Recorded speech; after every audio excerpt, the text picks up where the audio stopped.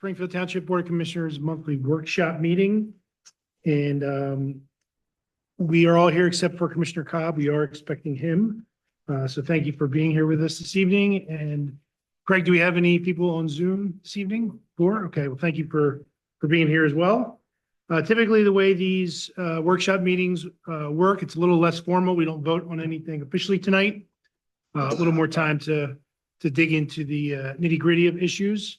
And we do start with any matters that involve our township engineer. So we'll do that first, and then we're done. Any items, he can be on his way. We'll take a quick poll of the audience, what people are here for, and we'll hit those items first, and then we'll be off and running. So Tim, the floor is yours. Great, Jim. Thank you very much. Not a lot to go over tonight, maybe just a bit of an update on a couple of projects. If you've been down Halls Lane, you'll see how much progress WB Homes has been making with their clearing operation, their erosion control measures. They had been working on their storm sewer basin over the last couple of days, and that's going in. They did make their sanitary sewer connection down across Halls Lane, so that is in place. But this past Friday, Mike and I met with the school district as well as WB Homes, talking about a couple of things. That would be the connection of our park walking trail to the school trail over by their athletic fields, and any concerns, whether be they logistics or security, wherever they might be. We've asked the school district to weigh in. WB Homes has agreed to connect those trails if the school district would so choose. So we kind of presented that to the school district. Mike has been in touch with the superintendent, and we're kind of waiting to hear back from them on that trail topic. We do have time, but we just wanted to make sure that we're in front of that issue early. Also met last Friday with our arborist, John Hosbeck, with regard to some of those trees that remained on the perimeter of the limit of disturbance. As you can see, the bulk clearing has taken place. But as we walked that project before that bulk clearing took place, we saw that there were some trees on the perimeter that maybe should stay or maybe should go. And so we used that opportunity with our arborist to suggest a couple could stay. There was a couple others along our walking path that do need to go. And Pete, that one poplar that we were looking at. Because of their condition? Yes, because of safety hazards mostly, the health of the tree, the proximity, dead limbs, rotted root systems were the kind of things that John Hosbeck was looking at. When Beth and Pete and I were out looking a couple of weeks back, there was one large poplar tree that we're hopeful that we could save. WB Homes cordoned off that tree. They didn't go anywhere near it.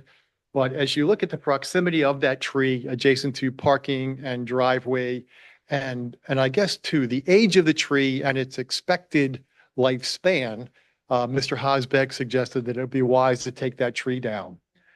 He said at this point, it really is reaching the end of its life. There is some suspect. Is that not a tulip poplar? It is a tulip poplar, Pete, yes. They're 100-year trees, aren't they? That tree could be 50 years old. I was taking notes. I wasn't rendering opinion. I was taking notes, but that was his opinion here. Yeah. I mean, I think it's worth saving. I mean, it's right at the entrance. It's a beautiful tree. It's straight as an arrow. It may require some DLC bracing, or not bracing, but building up a little area so you don't impact the roots as much as you Well, have. that's actually one of the things that we were looking at was kind of the drip line of the tree versus the root system. Yeah. And the driveway to the park really does interrupt that area of jeopardy, if you will, on the root Is that system. driveway going to be macadam, or is it going to be gravel? Oh, no, it's paved. Yeah, Peter, it's fully paved. Yes. But not curved. Not curbed, no, but So we paved. still have filtration coming off the Yeah, sides. it was the compaction over the root system that I think was one of the things that factored into his That's opinion. always Yeah. a problem, yes. But I personally think it's, I don't know, Beth, to say so, I think it's worth trying to save it or leave it and see what happens, the tree doesn't look like it's in bad shape. I mean, to me, Yeah, I'm not an expert certainly, but. yeah. What's and- the worst case scenario? We just have to take it down later and it costs a Yeah, little more because. if it doesn't survive the. Yeah. development, year or two, if it dies, we would have to take it down. We would have to take it down because the developer is long Yeah, gone, blah, blah, blah. Probably correct, Yeah, yes. but that's a couple $1,000, right? Probably like $5,000 or $6,000. to Yeah. take that tree down. Once it's standing alone with improvements around it, it's obviously more difficult to take down once it's not in the middle of a field, yeah.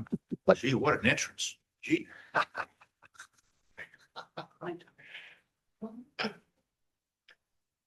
Tim, you got a We'll question? take questions. Surely. Come on up. Go Birds. Yes, please. Yeah. Hi, Alexandra Klinger, 7811 Elm Avenue. Is there any way, like, I mean, the last I checked, the driveway was going to be decided to be placed to reduce the most amount of tree loss.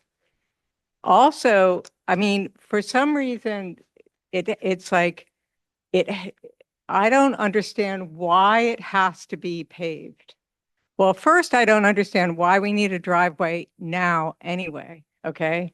Because there's, I live right up from Mermaid Park. There's no driveway there. There's no parking there. The driveway and the parking lot got introduced with the use plan that was agreed upon years ago and without any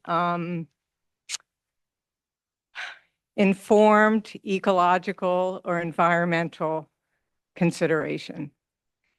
And I think that there's the number of trees. I got the tree survey.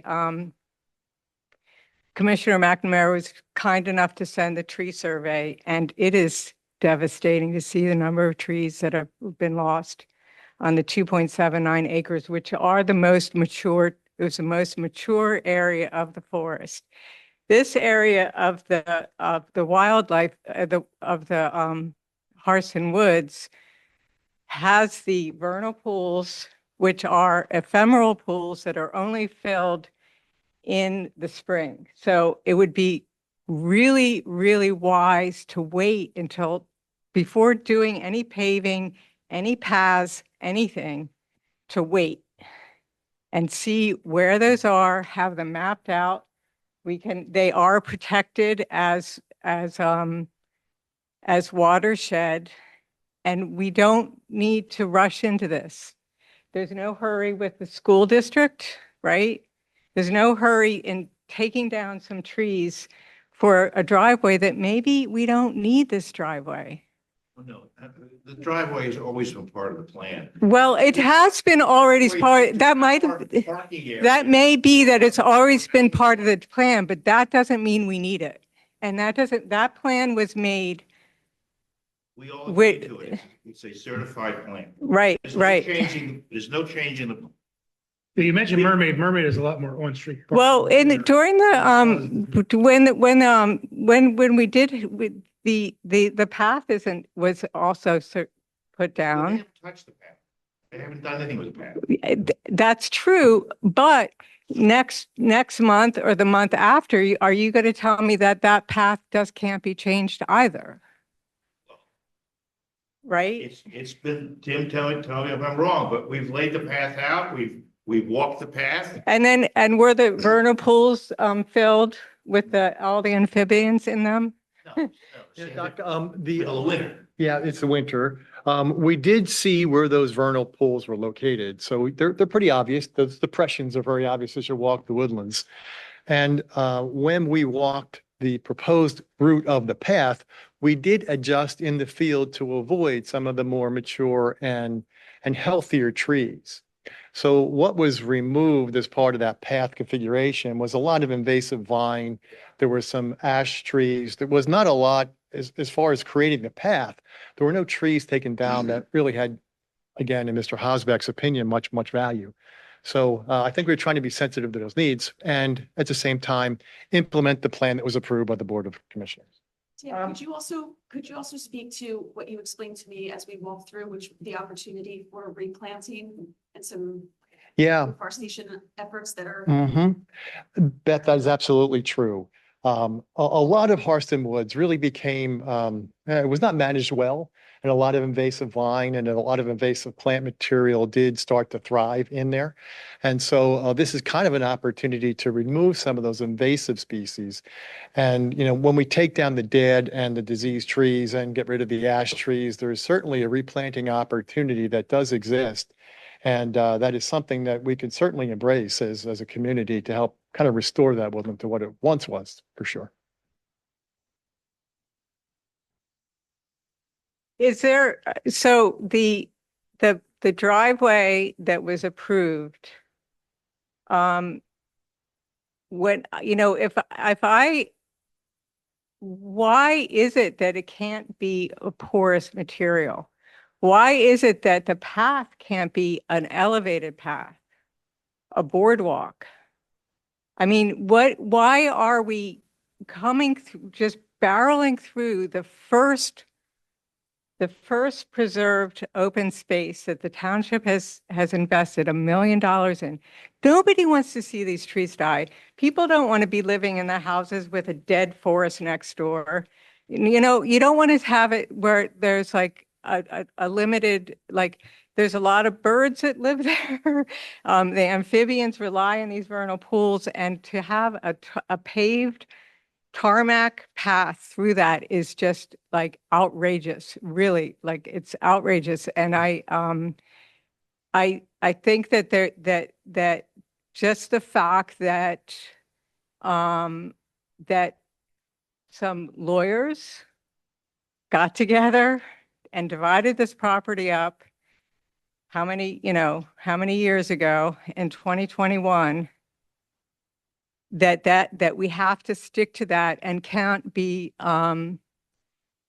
conscious of it. And it's a dynamic situation, and it's like this, we want to save this, we want to protect it. And I think that it doesn't make sense for the township to dig their heels in and say, no, we are going to put a driveway there. Well, the driveway is to access the parking, the public parking for access to the park.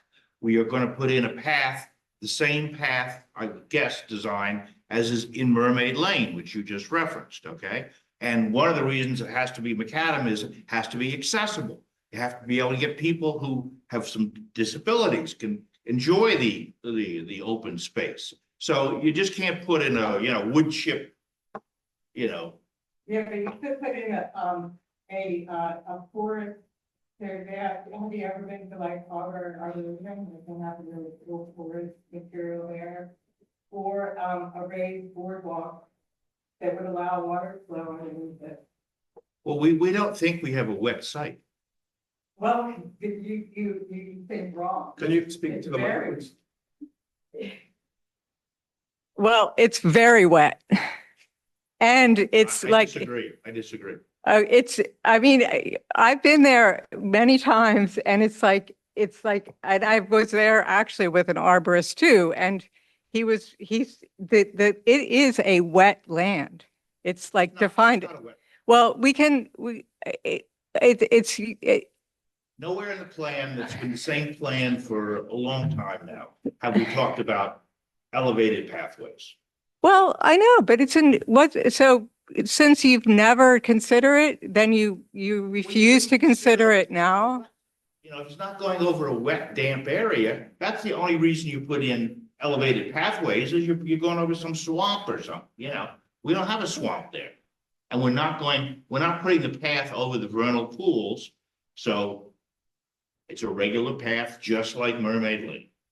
Well, I know, but the one in Mermaid Lane's not awesome either. And the one in Mermaid Lane is like, there's tons of people that love it because they walk their dogs there. That's not the best thing for this woodland, is to have a bunch of people walking their dogs there. Well, this is Like- going to be a public park. It's going to have the same poop stations as every other public park has. You can use the bag.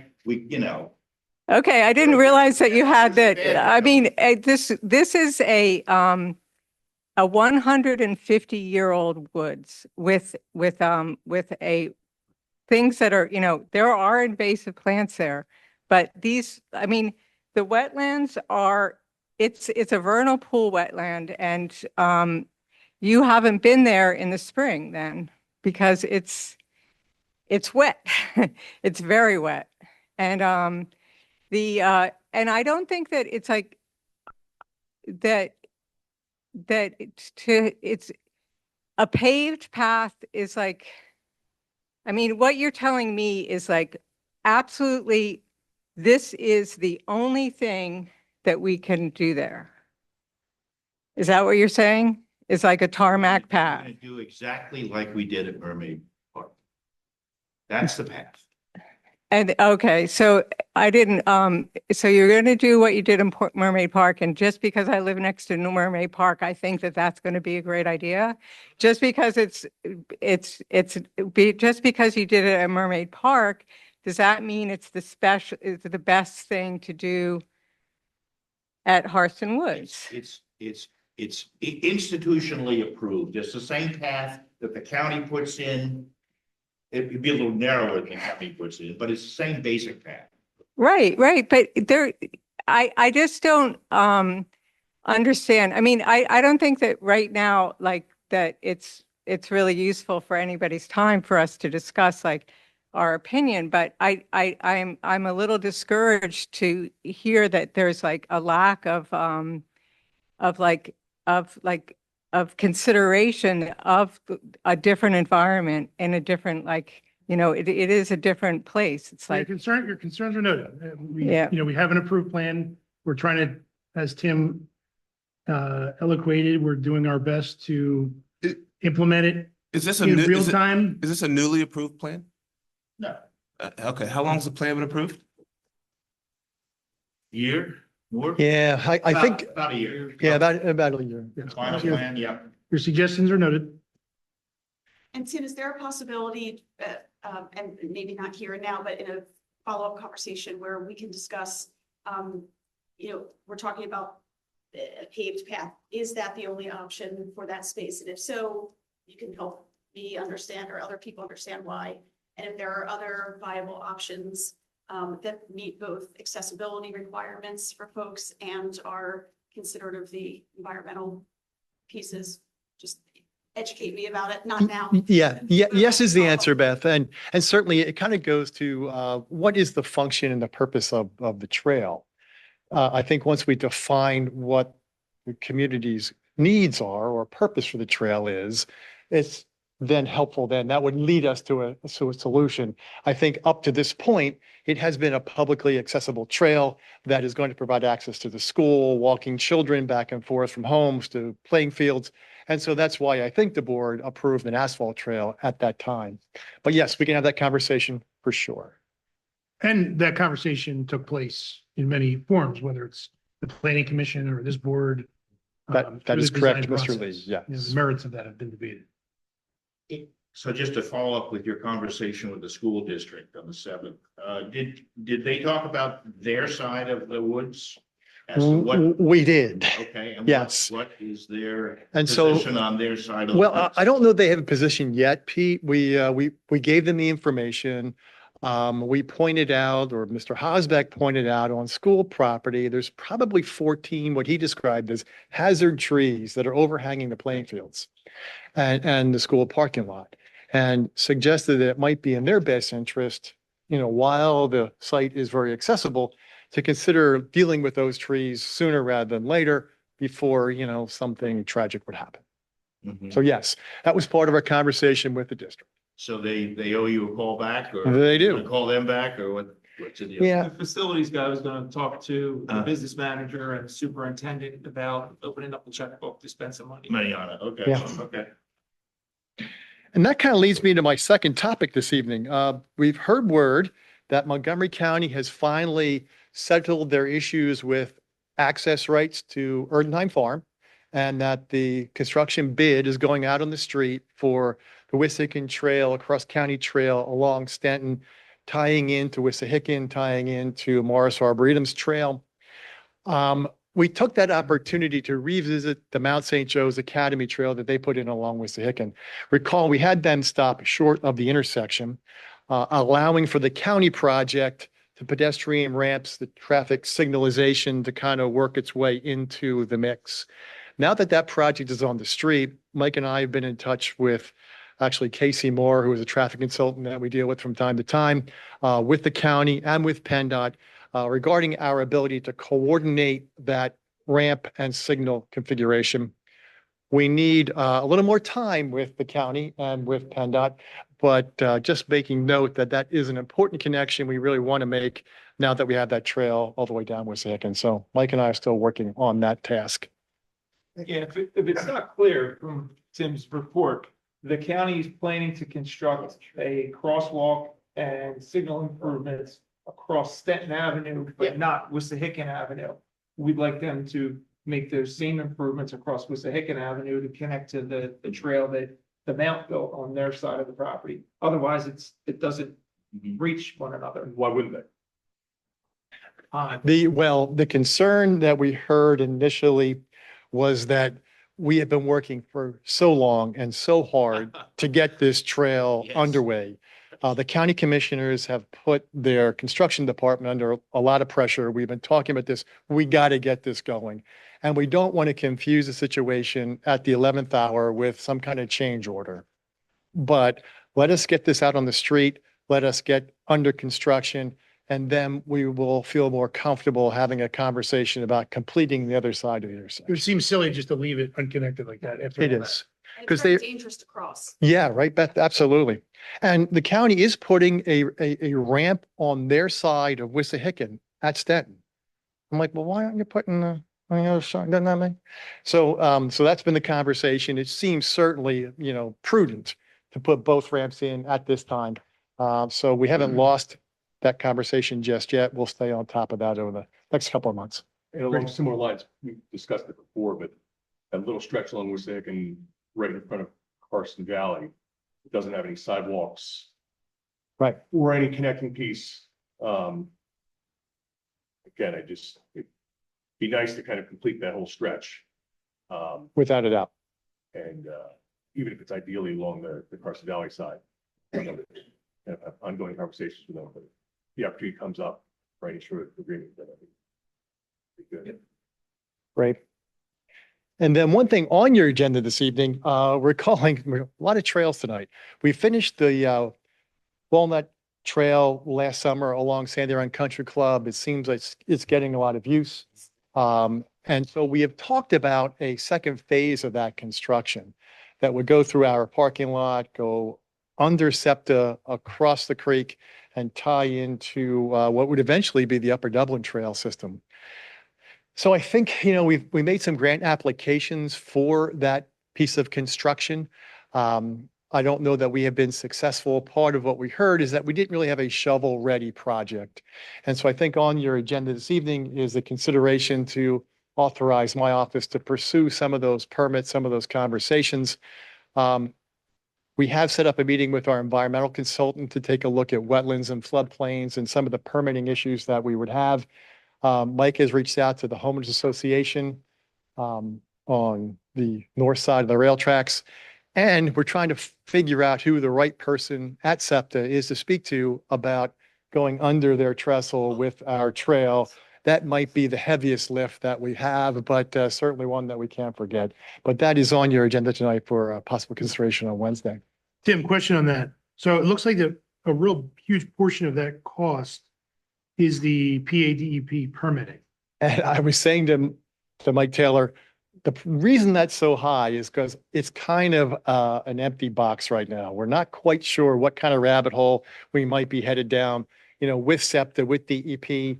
And so I think at some point, we're going to get some better direction as to what that path looks like through permits. And at that time, I can define that number Okay. much more Yeah, 'cause it- accurately. Conservative with it. Yeah. He doesn't want to give you Yeah. a low number and then go high. Okay. At least that's a line item, right? So Correct. that isn't necessarily in your control. So it seems like a little bit of a chicken and the egg with this, right? We didn't get the grant the first time because we weren't quite enough along. And to be quite enough along, we have to invest in all this permitting that we don't know we're getting the grant yet. And so Multiple perhaps, grants out there for these kinds of Yeah. projects. This is just one of them, and Yeah. this was the feedback that we got last year after we didn't get, they said, you scored high in all the areas. multi-municipal project, interconnectivity, but you're not ready to go Right. right away. So do you feel a level of confidence that we will be successful?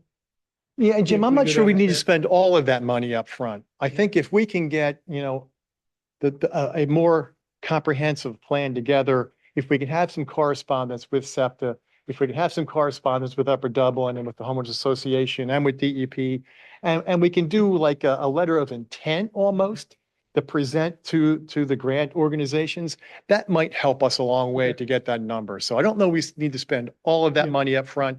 Perhaps it's like some baby steps to get to a Yeah. better place.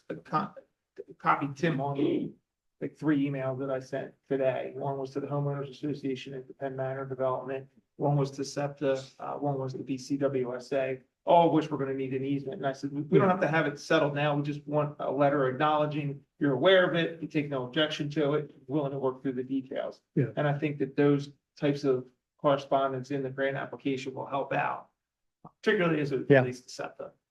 Agreed. Okay. And we Great. had conversations with SEPTA after the tragic accident last year. Would that be a good place to start? Or? That's the individual I reached out to. Mhm. And the project itself is a no-brainer, right? It's a small way to connect some trails that A are lot of there. trails, So for folks that correct. don't know, when we installed a couple years ago, the Walnut Avenue walking trail along the Sandy Run Country Club with a crosswalk going into Sandy Run Park, this phase 2 would connect that walkway into the greater trail network that leads over Upper Dublin side and in Peasack Preserve and those trails over there. Correct. But it has to go through a And culvert, Yeah. under the train tracks, Yeah. which is the It's a big big issue. culvert. Yeah, and there's, there's floodplain, there's, Right, all yeah, kinds of yeah. stuff going on down there. So yeah.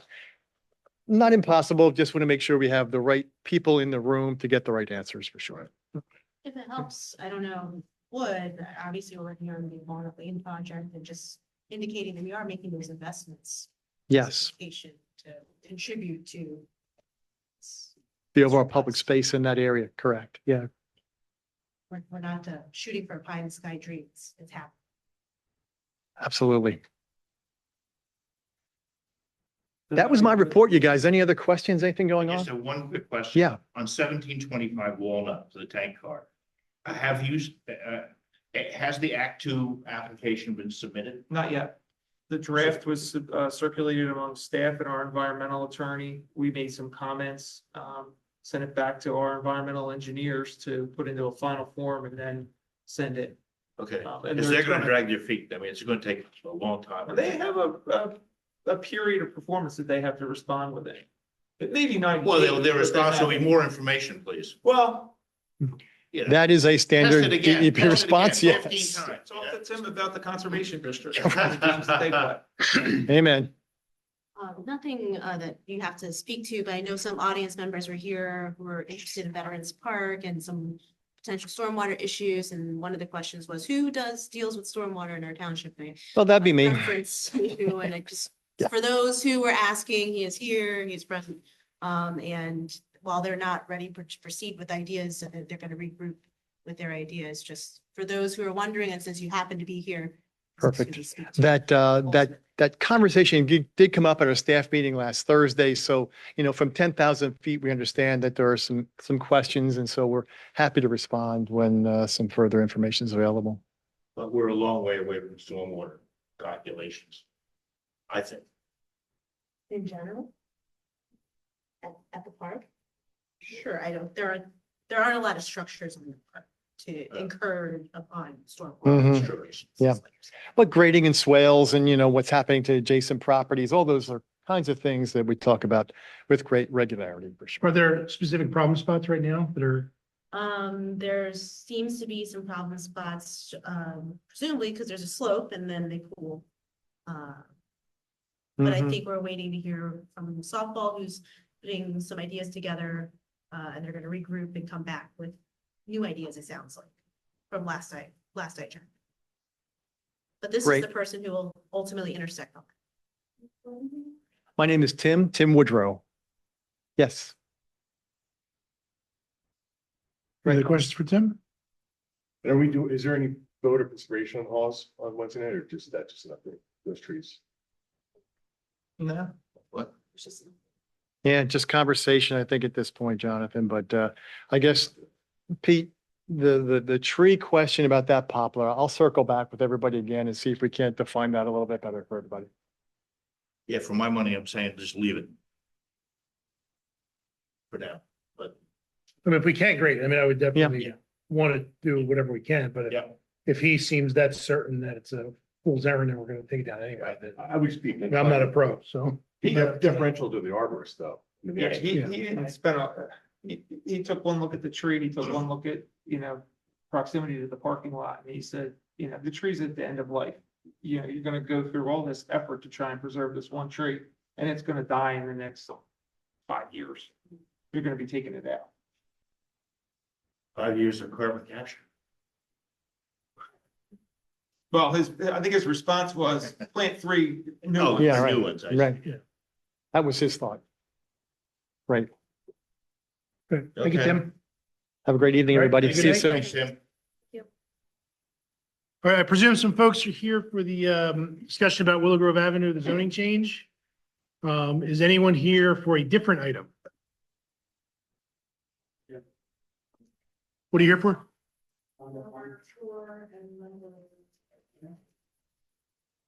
You might have a different list than me. What's, is it the same? Yeah, 1 is Traymore, 4 is the 1103 Willow Grove Avenue, and 11. Softball. That's the softball, that's gonna be tabled. That's it. Okay. All right, softball's tabled, so, Traymore and Willow Grove Avenue. okay. Do you want to do Traymore real quick?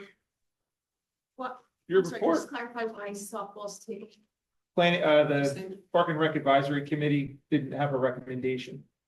I would say that the discussion borne out some challenges that they need to sort of revisit for themselves and maybe want to discuss among their own organization. And we also asked for them to come with the form that they're supposed to submit when they make a request.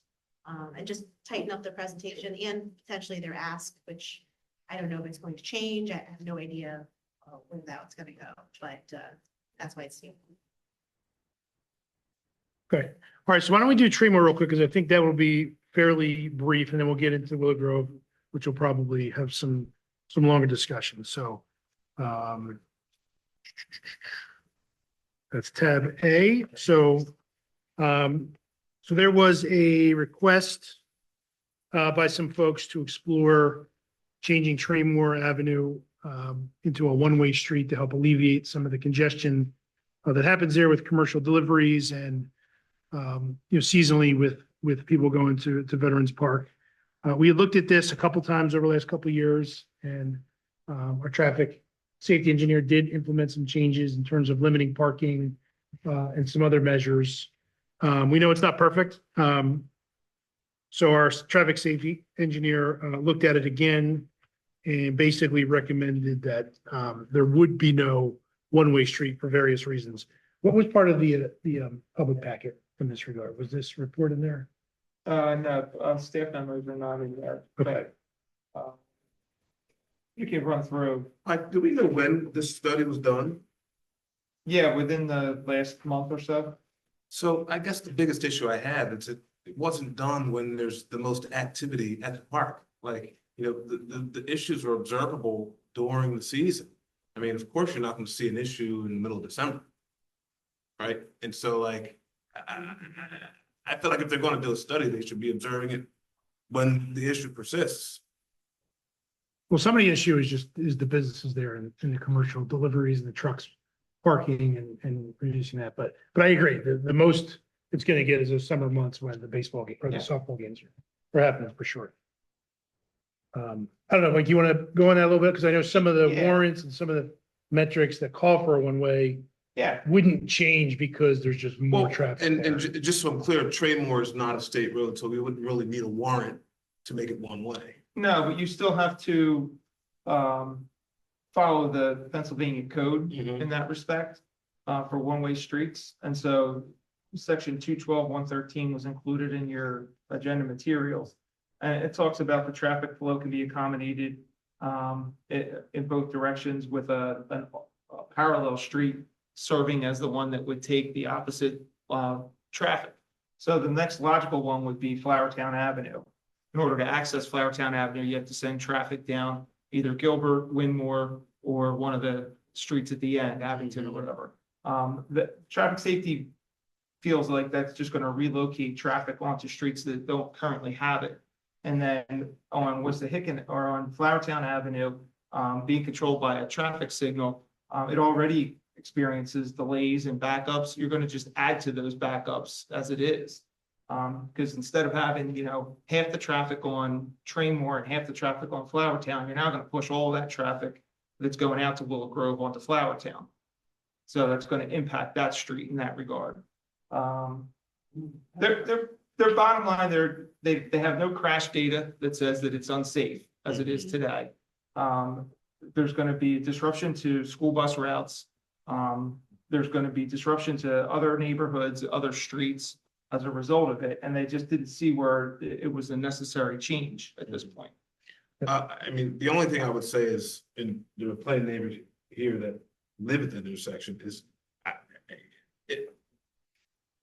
observing that location in December is wholly and completely different than observing it in April, May, June, July, August, when there are soccer and softball going on. Yeah, I think this came to us in November, December, and, he didn't want to sit on it and appear to be, not responsive. So he wanted to look into the data that he had available. They did some observations out there. They did some enforcement activities during the month of December, spoke with a number of the delivery drivers, pushed people along, ticketed people. So, they did what they could do now, absent the softball season. And I know that there's other sporting activities that go on there that also have some impacts. So like if you want to wait and have them take a look at it in the spring again, I'm sure they'll be happy to do that. Yes. Why don't we open up to public comment if anyone wants to? Yes, come on up. So, well, there's people watching at home and we have a recording. So if you're not at the microphone, it's like it never happened. So if anyone comes to public comment tonight, just please start with your name and address and have at it. Hello, my name is Dina Davidson and I live at 8008 Traymore Avenue. And I agree that it really should be tabled until the spring when there are multiple games going on. I live at the corner of Traymore and Windmore Avenue. And so I get the business stuff going on here and the softball and Is that the soccer first- stuff. Is it the first cross street when you're going towards the field? Yeah, I live right on the corner there. Yeah. So what I think the major problem with the traffic enforcement officer was looking, if he was only looking at the business stuff, first of all, people park illegally all the time and block people's driveways. Try to imagine at your own home, you are parked in your own driveway and you can't get out because someone just parked there. They're only going to be a minute, So that's part one. Can I ask you a question about that? Yeah. Just out of curiosity. Was it any better this year than previous years? Not right now. Okay. I know there was a concerted effort on the leagues to Yeah, no. communicate that. I to mean, their it's the members. problem is Some people just don't listen. the police can't be there all the time. And even when you call them, they're engaged in other things. So they can't be there immediately. And it's nothing against the police. It just can't happen. But in the meantime, if I have to leave and go somewhere or, I'm stuck until someone comes and moves their car.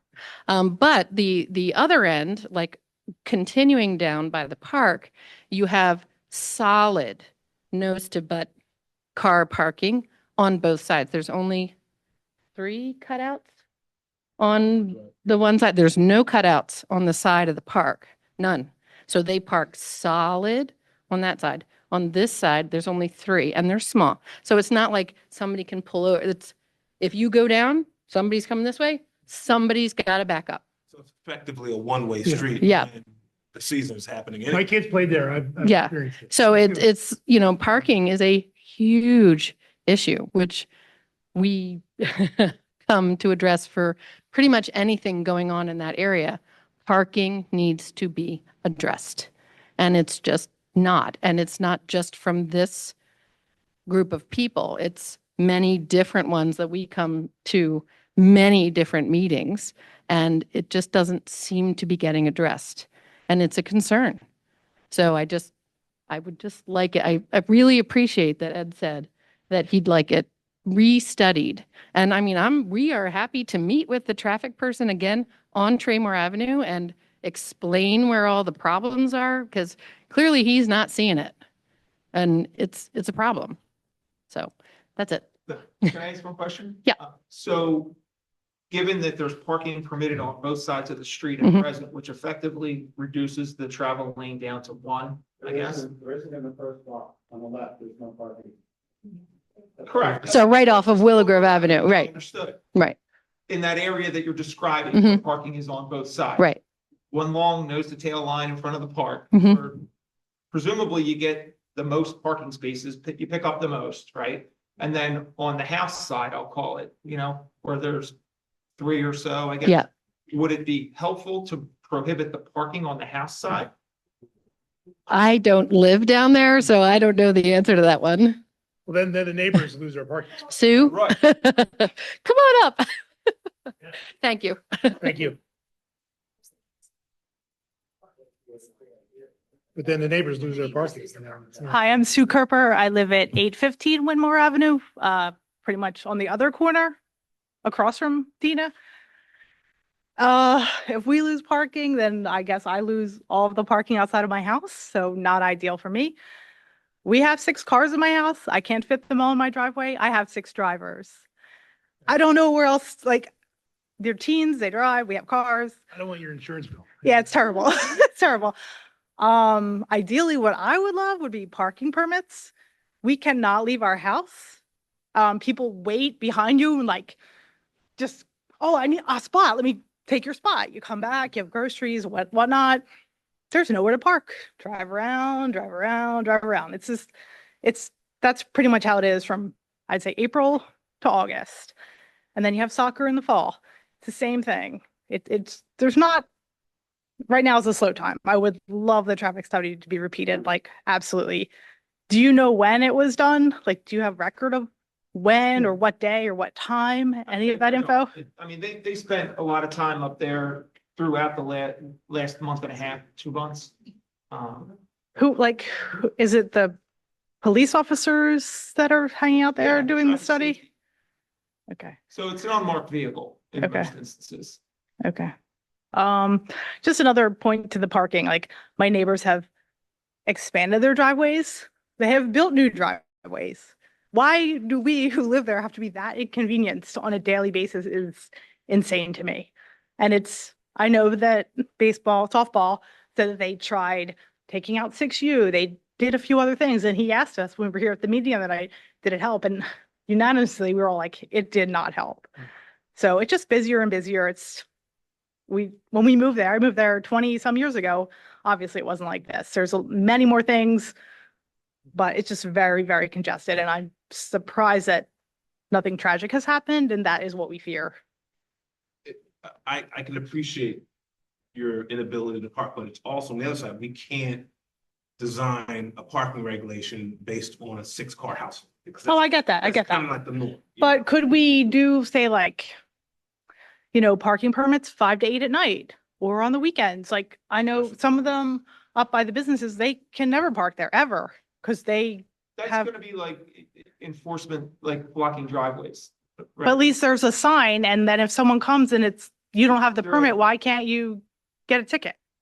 They can get a ticket, but it's not gonna solve your issue on a preserving a parking space for you. But if they can get a ticket, that might Deter. deter them from actually just parking there. But the same thing applies to somebody blocking a driveway. They could get a ticket for blocking. But they a don't, driveway. they don't.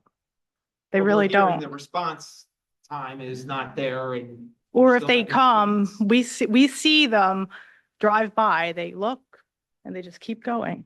So why are we calling when nothing happens? Ask to speak with an officer direct, not just that there's a parking complaint at this location. Ask to speak with the officer directly and point out the actual violation. I mean, we have. So I think the next step is, Mike, if we could get Sergeant Hart or enforcement to take a look when the seasons start. Mhm. I think that would just be a better way to get a good sample size of, and be able to observe some of the issues. Yeah, absolutely. Yeah, thank you. Great, thank you. Could I also just tack on for the, could I also just tack, oh, come on. While you're Yeah, walking up, come on. sure. Can I just tack on, so don't lose sight, scheduling the later date, maybe April or May, notated here. Perhaps the safety officer could schedule, or maybe we could schedule a neighborhood meeting around the time. I know part of it is you don't want to tell exactly when you're doing the study, around that time, so that neighbors might be able to directly tell the officer and then address those issues. I don't know if that's possible, but if possible, that could be an action item. And then also related to that report, is it possible for Officer Hart or whoever does it to include some data on the parking enforcement, just for their knowledge? I think that was a question asked a few times. How many times does it happen? What's the enforcement look like? I know and I trust the officers and chief have repeatedly said that they've amped up enforcement over there, but for their peace of mind might be helpful as a part of the report done in April or May to get some of that information as a jumping off point for the future. So, Okay. go ahead. Yeah, hi, Philip Dominic. I live at the corner of Willow Grove and Traymore. The police were nice enough to put up some nice little white posts up in front of our house, which has helped a lot. We had 18-wheeler tractor trailers parking there. So that's been a great thing that's happened. Unfortunately, I listened to the explanation of several reasons for why it couldn't be a one-way, and one of them was the traffic being dumped out onto Flowertown, I think you said, right? But there's also an access out to Willow Grove Avenue through the parking lot behind Enza. So all the tractor trailers and all the parking from behind Enza and the nail salon and the food store can go out onto Willow Grove Avenue that way as well. Just saying. I think the biggest problem has occurred from the park has turned into a sports complex, basically. I've lived there for 30 years. I mean, we used to have carnivals, fireworks. I think what's happened is now I'm a big fan of baseball and the girls, but I think they've had too many teams. They put it in another field. So without any regard to the amount of parking spaces, that is a big thing we always come up against. Well, why can't they park in the parking lot? Now we're going to put a net up so the foul balls don't go into the parking lot. I think we're not addressing the issue, which is an overabundance of players. And I'm not sure why they're not using the new baseball field that's on Paper Mill Road. Is that not part of Springfield? That's a school district property. But where are these kids from? So They play softball, Springfield Little League girls softball. So Yeah. are they from the Springfield Middle School, right? Not necessarily. Well, I mean, don't you have to be part of the township to be? To live here, that's all. You can go to Just- private school, I just believe. Oh, okay. Okay. No, I'm just wondering why they can't maybe funnel some of the kids. You know, the neighborhood, and I think they'll all agree, we'd like our Sundays back. I mean, it's nonstop games from 9 o'clock in the morning till sometimes they stay into the evening, and it's Saturday and Sunday. So it's pretty intense. And I think a lot of that has to do with also Jeff asked for more kids to be, I think 25 more members, which means 25 more cars. So I just think if we can back off on the amount of games, I think that would help with the flow of traffic on the street. Yeah, and what you're saying is not inaccurate, right? There's Thanks for concurring. the softball league that was, the new league that was created, no, that's 5 or 6 years, maybe 7 years ago. Yeah, that's when it all kind of started. And that's been obviously great because there's way more opportunities for girls to play softball. than I before. don't deny them the opportunity, but I The just, downside is what you described. well, I just don't think that it was brought up, like, where are we going to put all these cars when we decide to have more games and build another field? It's obvious the parking lot's as big as this room. Whenever the Almost. league has tried, people don't always take advantage of it, but I think the league did try to address that by making arrangements with the business park on Flower. Yeah, but never happened. Somebody had a great idea though at the last meeting to maybe have a little, one of those train golf cart things, or because they do have a lot of equipment. I've been part of that. I've had kids and I know you bring a lot of stuff with you. So maybe it would be advantageous to have a small, maybe a handicap bus at that terminal. So, and maybe the parents would love that the kids could ride in the bus to the park, you know? That's all I got to say. Thank you. Thank you. For what it's worth, the Park and Rec Committee has previously discussed what is capacity, I mean, without an answer, open-ended question, what is capacity? And also what's equitable between softball and baseball as well across the township. I mean, open-ended questions, they're not thought of. It's just there's no real answer at this time. Sure. Congratulations. Thank you to the police department. They do come. Unfortunately, I know we all witnessed them come, and unfortunately, they're not writing tickets. But just yesterday, somebody actually wrote a ticket. I saw somebody. They're now parking on the outside of those white pillars. I mean, it's gotten really crazy on the corner. And we do call 911, which is unfortunate. And we sort of have to explain ourselves. This is not an emergency. So speaking of documentation, I know we all do call that number. There has to be a log of how many times we've called. And it's an immense amount of times. But the officers, honestly, they see the truck, they look at the driver, they tell them something, and they don't write a ticket. Just my observation. Thanks. And Mike, to that point, it seems like the most effective enforcement for that area would be some sort of, like a meter maid or like a park enforcement type officer. Can you do part-time, like we have crossing guards that are hired part-time basis in different areas? Can we have a part-time parking enforcement person that kind of walks that, on a Saturday and Sunday? I mean, just from the tickets alone, might be able to pay for that. Yeah, I don't know. I'd have to ask the chief about that. See what that looks like. I don't know what the qualifications would be, whether they have to be some kind of Certified. sworn or certified Right. individual or. I mean, I've gotten my fair share of parking tickets. And I don't know if I was getting nothing against them. I don't want to talk disparagingly about the people that wrote me those tickets, but They can be very effective.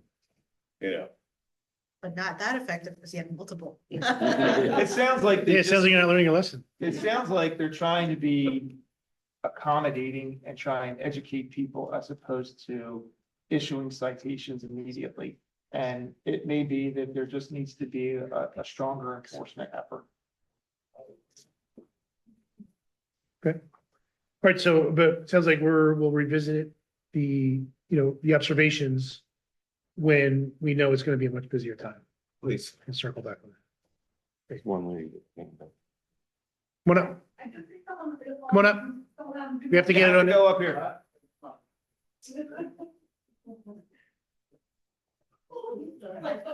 You have to start with Go Birds.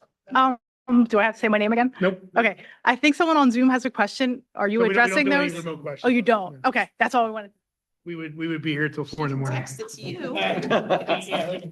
Text question to you. Text it to you. You can ask me. Okay, all right, thank you for that. I think we're good on that. And let's jump in. We're gonna revisit that in the spring.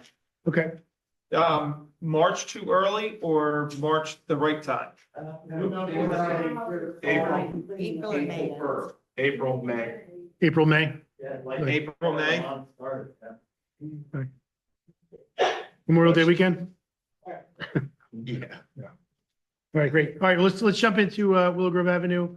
The project in question that people are probably aware of. The applicant went to our planning commission last week, Tuesday, Tuesday. I understand was well Full house. attended. full house. Okay. And I'll open the floor to the applicant unless anyone else has anything they want to frame or introduce. Go Birds. Go Birds. Joe Cools on behalf of the applicant. We were at the planning commission last Tuesday, was certainly a full house. We were also before you, if you recall, November of last year, November 11th, about 3 months ago. And we showed you something very similar to this plan. The applicant is requesting a rezone of the property, which I'm sure you're all aware of, 1103 Willow Grove Ave. It's where the firehouse is currently located. Just by way of procedure, that's all that's on the table right now. We do not have a land development application. This is not a land development plan. What's being asked of you this evening is to merely authorize your staff to go forward with the process and to advertise for a hearing on a potential rezone of one 30,000 square foot parcel in the month of March. Hopefully we'd be able to have a hearing before you in the month of March where we bring forth all the details on why we think that this is a good idea. Again, just by way of procedure, we were here in November. We asked you whether there was any receptivity at all to the idea before we even submitted an application. There seemed to be some general consensus that there was some receptivity to the idea, so we submitted an application. That brought us before your planning commission, which occurred last Tuesday. There was a recommendation for approval. There was also a submittal to your county planning commission as a result of having to go into the process. And your county planning commission, Montgomery County Planning Commission, generated a letter dated January 15, 2025, which I suspect you're all in possession of. That letter opined that the parcel at issue is in the village center in the future land use map of Springfield Township's vision for 2025 comprehensive plan. Village centers are typically areas with mixes of retail, institutional, office, and residential uses. The plan outlines its goals and maintains and strengthens the streetscape character of Willow Grove Avenue business corridor where this parcel is located, recognizing the need for continuous reinvestment and redevelopment to keep the attractive area vibrant and productive. The County Planning Commission letter also opined that the proposal, again, which is only for a rezone of a 30,000 square foot parcel right now from B residential to B1 business, is consistent with the Monco 2040 shared vision plan. Quote, town centers are traditional downtowns which include a mix of retail, institutional, and office. Although I pointed out a number of times, all that is before you is a rezone for a 30,000 square foot parcel. It would certainly be disingenuous of us to appear before you and not show you some idea of what's in the works for a potential development of the overall parcel. I'm referring to it as a parcel because what you're seeing here would be a consolidated development plan. Are we ever fortunate enough to get to that point? As it exists today, these are 5 different parcels. So one of the things that's being gained by a comprehensive development here is we're able to aim more of the development toward Willow Grove as opposed to the South Street, Southampton. So the one parcel is the parcel right at the corner where the firehouse is currently located. There's another parcel of a similar shape right next to that. And then there are 2 parcels next to that where the current dry cleaner essentially straddles the 2 parcels. And then there is a larger parcel to the rear, which is essentially a flag lot, the pole of which runs down the side of that residential property, which we know to be the Smith residence out to Southampton. So what's being proposed again is just the corner property, and that would be the only property currently not zoned B1 commercial from Willow Grove's intersection with Southampton on one side, Queen on the other, all the way down to Flowertown. This would be the one parcel currently which is not zoned B1 business. And we're asking you to essentially bring it into conformity with the entire rest of that corridor. With the one exception being the Grace Lutheran Church, all the way on the other side at the corner of Flowertown and Willow Grove. I think that's also some form of residential zoning. That's not B1 either. So we believe everybody recognizes this to be the right thing to do from a planning perspective. The proposal that you're looking at right now is a potential development of the property. Should we be so fortunate to get to that point, includes twins here in the back, 7 buildings, 14 residential units.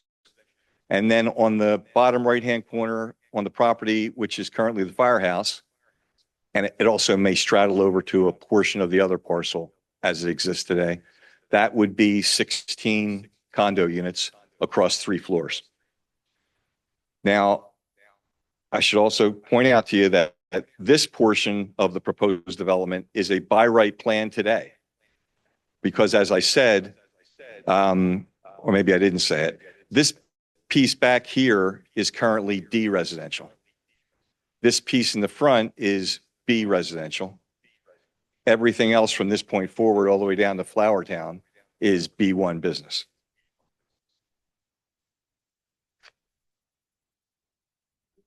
So you've probably heard enough from me. So just to be clear, what you're asking from us tonight is, for us to authorize An an advertisement advertising for a public meeting. of a public hearing to happen in March. There's going to be most likely a 2 or 3 page ordinance, which your staff will prepare. In fact, I think it may be in your packets this evening, because what's being proposed is not a text change in any way to your zoning ordinance. It's strictly a map change. So there's a 2 or 3 page ordinance, I believe, which calls out the parcel number and says the board would rezone that parcel number from B residential to B1 business. But right now, all we're doing is asking for you to authorize your staff to take the steps necessary to advertise for a hearing, which will occur in March. If we're fortunate enough at the conclusion of that hearing to get this board to vote on a rezone, that would then put the gears in motion for the development of a land development plan. So we'd go out and hire an engineer, and we'll probably take another 3 or 4 or 5 months to formulate a land development plan that we would then submit to you, let's call it the end of August. And that's when all your gears kick into place, and Timmy Woodrow reviews stormwater, your traffic engineer looks at traffic, and we're actually in the land development process. And that's what is very difficult to understand for the layperson as to where we are right now, because this is unusual. Most rezones wouldn't even show you this. But again, as I mentioned to you, I think it would be disingenuous, given what you know of Mr. Overcash and the fire company's plans for moving their firehouse, to not show you what is being envisioned for this piece. Even absent this, it makes sense to take that parcel from B residential to B1 business, to again, bring it into conformity with everything else up and down Willow Grove Avenue, and recognizing also that today that is not a residential use. I think it might be helpful just to lay out what the process would look like for this particular ask. So this would require us to pass an ordinance to change that zoning. So can you just, After the hearing. right, but from here to there, can you just summarize the steps that that the township would go through to change that zoning?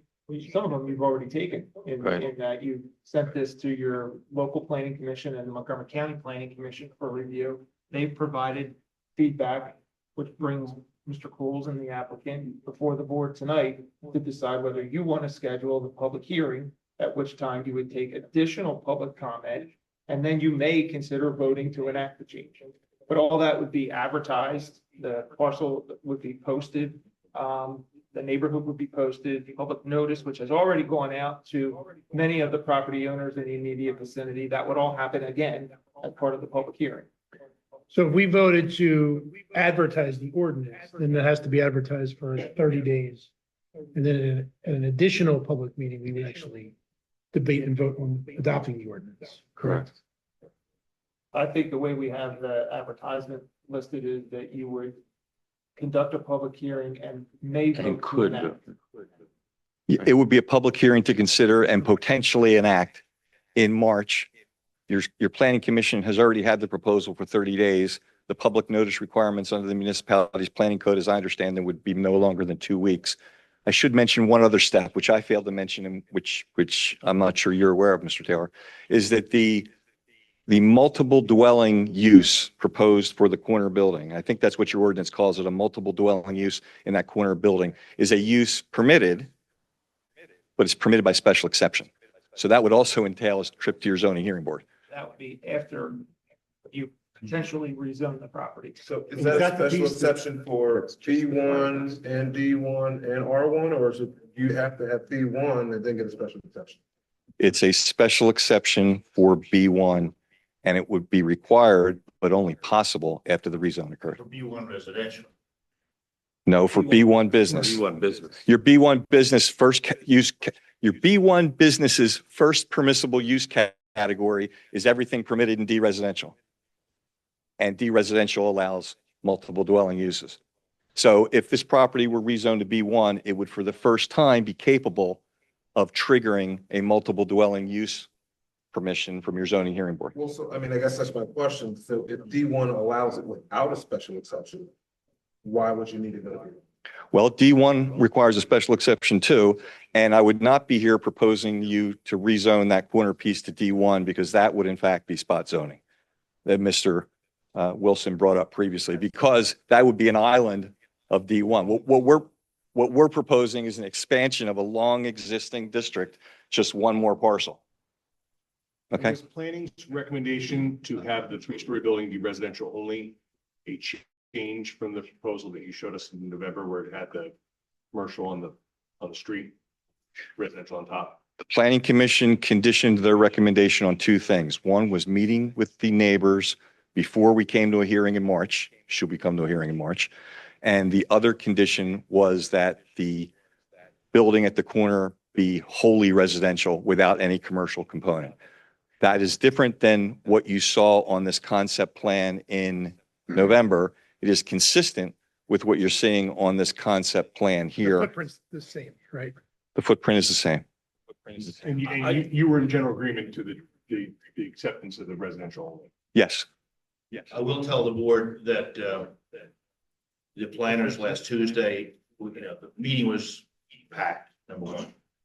Probably went on for 2 hours, took, probably testimony, 20 plus residents. Of those 20 residents or interested citizens, only one was in favor of this proposal.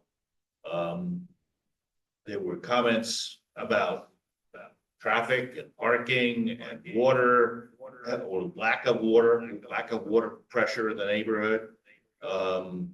And like I said, the vast majority, 99 out of 100, thought it was a bad idea. That all being said, your planners voted 4-1 to push it forward, to approve it.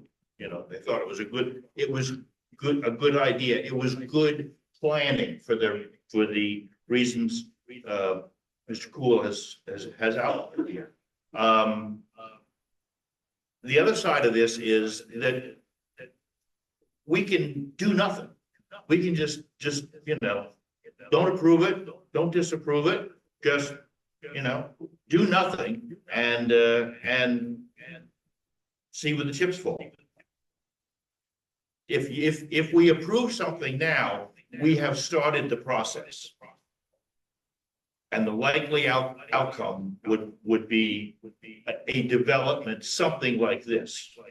But if we all just say, no, we just, we've taken a lot of testimony, nobody's in favor of this thing, just do nothing. That's an option also. Well, I would just say a couple of things. One is you've already started the process.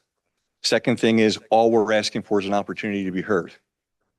And I would. Haven't heard. And nobody from the public's point of view seems to be in favor of this. I want you all to be the beneficiaries of what I heard last Tuesday. That's all. So. Understood. Well, look, why don't we open up the public comment because there are people here. And I do recognize too that people usually come out more to oppose something Of course. than support Of it. course, yes. Yeah, and this is not the public hearing. Correct. No. Right. But we've obviously opened a public comment if people want to share their views.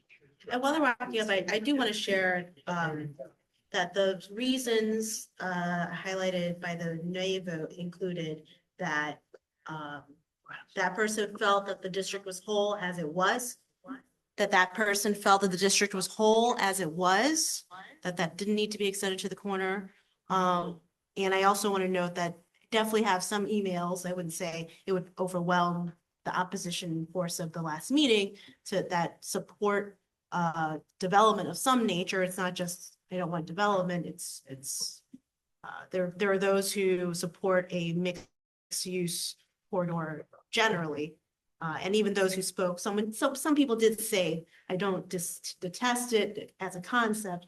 I think there's still a lot of questions though. And to your point, I mean, I don't think he's misconstruing that people generally disfavored the idea. And so just for the benefit and just to ask a question and open the record, the reason why this is coming about is because the firehouse is outdated and outmoded and we need a new firehouse. Is that? Well, there was some discussion about that. Do we have a representative from the firehouse here? Certainly do. Yeah, okay, yeah, come on up. Answer the question. And you can decide if you want to hear the public comment. And this, first. and this would also be, this would be the public hearing as well. That's why we would have a public So we Yeah, have, we why basically. Right, we're not, This is not the. we're opening to some comment, but this is not the public hearing. Public hearing would have everybody who And was, we'll but just, advertise with notice for folks, so I don't want people to hear this and think we're having a public. we're not, meeting correct. now. This is not the official public. Correct. And after the applicant, This is a It seems recap like of the you're- planners meeting. it's also, the recommendation was the applicant would meet with the neighbors separately. And it sounds like you're open to that. So that would happen before. our- Yeah, let me say two things. One is that I misspoke in the footprint of the building. The building that's being proposed now that's wholly residential is actually slightly smaller in footprint than previously. Also, understanding the process, we always anticipated, particularly after November, that there would be a public hearing. So clearly there are people in favor of this project and we are able to call those people. We have not done that to date. And I think we all understand that the folks who come out initially on a project are always the folks who are opposed. And I would just submit that to you. Sir. Yep, Bob Crandall, 914 East Abington Avenue. I'm a member of the fire station, and I've been working on this project since 2018. As you noted, there is a need to update the current station that we have. We've explored multiple options with different developers. We've explored possibly moving the station to another location. We've explored different development concepts on the property that would help raise the money to fix the station or build something completely new. And we thought after a lot of years of looking at this, we thought this was the best option based on our needs and based on what we think lasts for the next 50 years or so without putting a financial pressure on the township by, having us come to the township and say, could we please have some money for this? It saves the taxpayers. And we think it's the responsible move at this point. I could answer lots of questions. I think the town hall format that has been proposed here is a great opportunity for us to do that before March. But I'm here if you want me to answer anything particular, I am. Thank you. Thank you. I'm Maureen Duffy. I live at 813 Winmore Avenue. And I don't know how this affects your plan, but there is one residence on Willow Grove Avenue between 7-Eleven and the Memorial Park. And that's all. I just wanted to point that out. Good. Thank you. We're aware of the residence. It's an actual residence. My statement to you was that the zone is a B1 business zone. Folks, don't be shy. So if you want to come up and make a comment, please do. Hi, Alexander Klinger, 7811 Elm Avenue. And what was presented in the public packet and what was presented for the Planning Commission was very confusing. And so I went and got our zoning map so that everybody can see what's.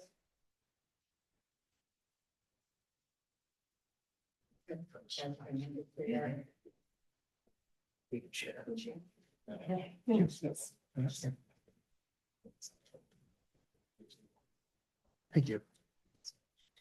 I'd like one. There you go. So, actually, here, let me take that back. I don't gotta, get you At got the end of her presentation, you give it to her. Okay. Well, good. So the developer is requesting rezoning from B residential to B1 business in the circled property. That's where the firehouse is. Yeah, that where it says Grove is Willow Grove. That's Willow Grove Ave. Sorry.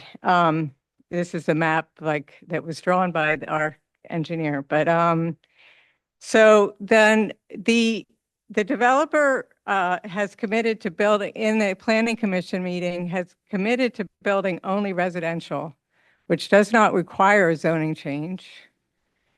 The Montgomery County's recommendation was based on a mixed-use building. And drawing from the vision from 2020-25 PDF, talking about the village centers. The Montgomery County planner talked about it being in a village center, and it's not. It's at the edge of a village center. What it's doing is it's like whether you think of that property as being on Willow Grove or on being Southampton. And it's, you know, like that's, and it's the, what it does is it is not spot zoning, but it's adding a tab out onto that existing business area. And there's a reason I think that is there as a buffer. The representative for the developer has said that it's, well, he said it was a perfect transition from commercial to residential, but without really supplying many reasons why. And what he quoted was that it would be a good, all of the reasons why the Montgomery County recommended that it would be good use is for a mixed use building. So it doesn't improve walkability at all right now. Like, I mean, if it becomes a 16 unit condo with a parking lot behind it. And allows, like, on your plan, like, you can see that there's going to be 2 more driveways coming down and a driveway going into a townhouse development potentially, or duplex development potentially. So that's going to not improve walkability. I think that the township, that it would be good if the Township Planning Commission saw what was actually going to be built there. Why the reason for the zoning change. The reason for the zoning change was given as to be built a mixed-use building. And that's not happening. They're going to build a condo unit. I think, to be crystal clear, at the meeting, it was clear to all the planners that they had agreed to. Yeah, but it was not clear to the, when they got the letter from the Monco planner. Right, well, the applicant wanted to do mixed use. What Yes. Peter's saying is the planning commission approved it based on their recommendation to not do. So it was the planning commission who said we want all residential. But they based it on, their arguments were based on the Monco County planner. So there was a lot of confusion. There was never a clear map presented, ever. So it was only the very, like, some color blocks that were handed out to the planning commission. We got the same. No, you got that, but without any where the parcels are and what they are zoned. Yeah. And the planning commission, actually, the commissioner, member, the president, Amanda Helwig, was not happy about that, actually. She voted against. Are you Yep. suggesting that a public hearing would give an opportunity to clear? I would say that should go in front of the planning commission again. I don't think the planning commission knew what they were voting about. I really don't. I think we have to give I deference disagree. to the planning Disagree. commission. I think they Yeah. do a review, but I think if there are questions that are unanswered, I could be wrong, but I think a public hearing might be the perfect place for you to ask questions and the neighbors to ask questions, and the developer to ask questions to figure out, or at least so it's on the record that everybody knows what the plan is. Well, yeah, that taken into account, I mean, I think that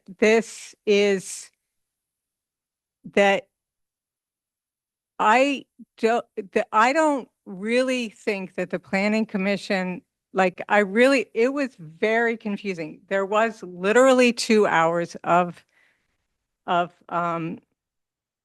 testimony.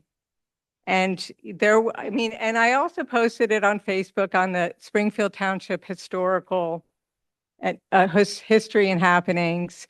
Oh, and that one residence is the one member of that decided to be part of the Springfield Township Historical Commission or whatever. That property, that old house that's there, next to the 7-Eleven. And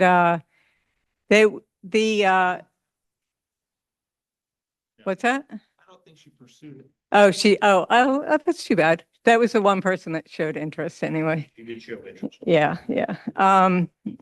So, I just wanted to make it clear, and I also wanted to make it clear that, that many of the, ideals for these village centers would not be fit, like,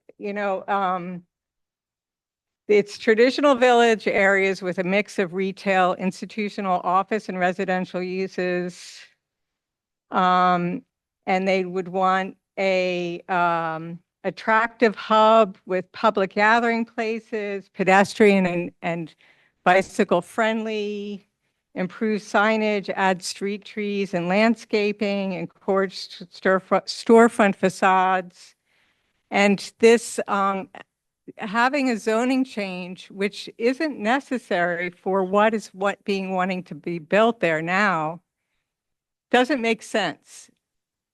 And having a public hearing for a zoning change for something that wasn't, that it was at the 11th hour that this, like right before, like all of the packages that the Planning Commission had, everything that they considered was not what was finally voted on. All right, the concerns are noted. I do want to make sure people have time.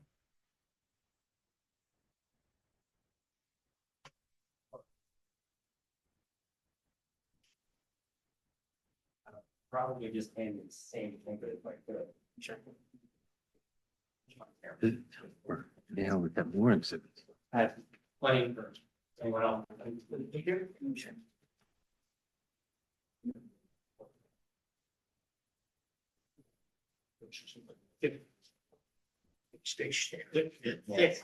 Sorry. Yeah. All right. Rightly McConnell, 8003 Southampton Avenue. I first want to say thank you to the board for getting together and hearing this out, and also for the Planning Commission for hearing so many folks. I was unfortunately unable to be there, but I think I sent an email and I did get a response, I think, from you, Mr. Taylor, but I do appreciate that you took into account emails that were sent in, and also the folks that got up and spoke. I also want to say that I very much appreciate what the firehouse does, and the firemen. I live literally across the street from them. I see the awful conditions they go out and how often they go out. So this is absolutely nothing against what the firehouse does. I really sincerely appreciate them. I rented the hall out for my kid's birthday party. We're very happy to have it across the road. It's a great public service. So what I am asking, though, is that I agree with the gentleman here that I think a very valid option is to do nothing. And I think it's somewhat illustrated by the picture that I just handed out. That is a snapshot from the county zoning map, the township zoning map. I'm not an artist. I just wrote the names of the different zones that are over top of it there. And you see that red square.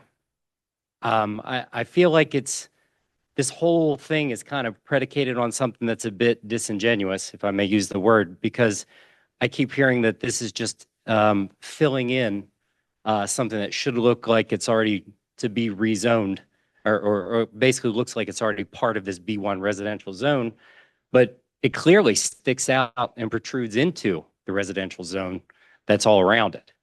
And changing it would be extending the business district out into the residential district. I'm not seeing where this is making anything whole. It looks pretty whole to me as it is right now. And obviously I'm a bit biased because I live across the street from it, but I feel like there's already a nice buffer there in the firehouse as it stands today. As I understand, it needs some updates, and there are some things that they would like to have. I'm not sure what new guidelines are guiding that, but I don't understand any of our other local fire departments, Flowertown, Orland, or any of them have these same concerns or need these changes.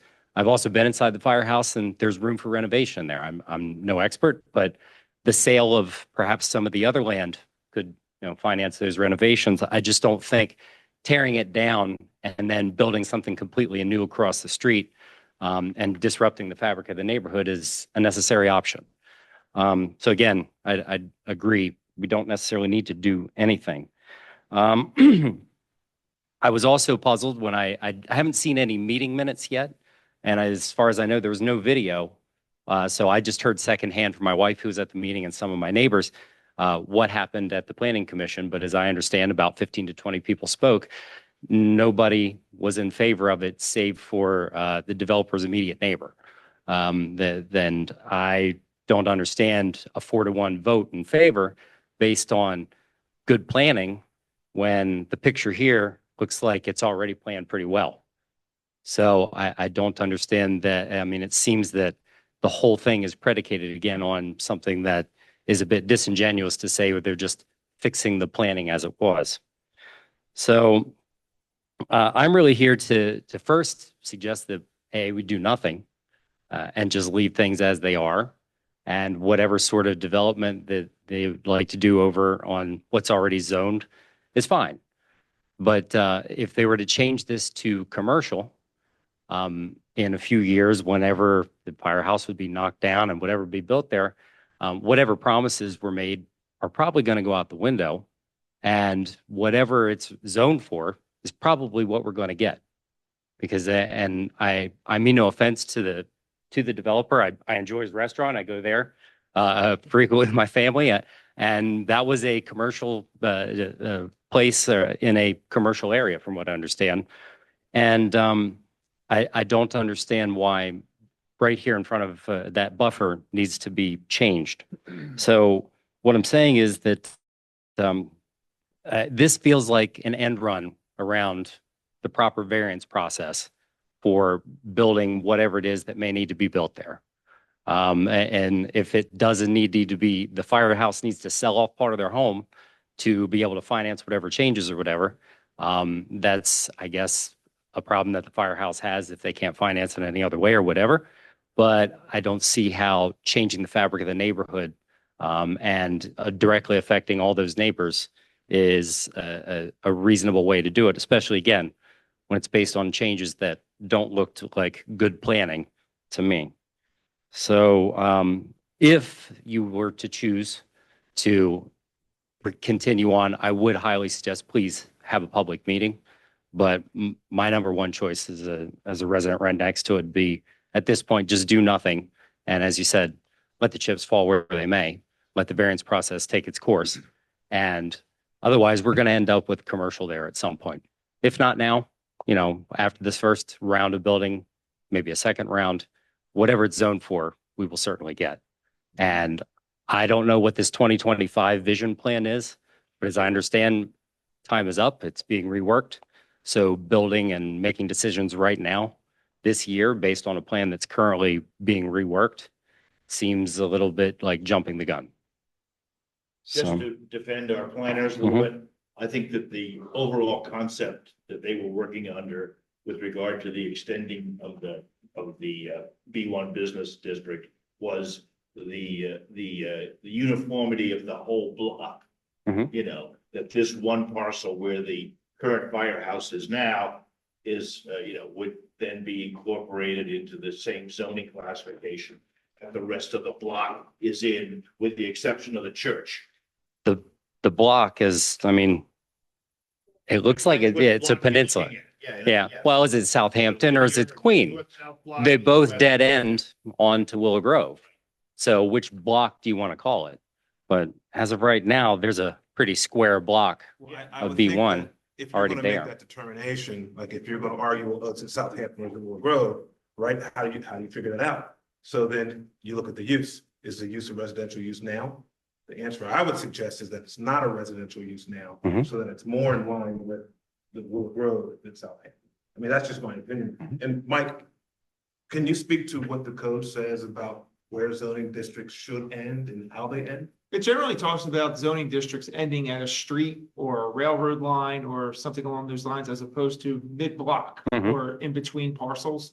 But that clearly isn't the case now. Right. Right. It's Yeah, not the that- case on the other end either, right?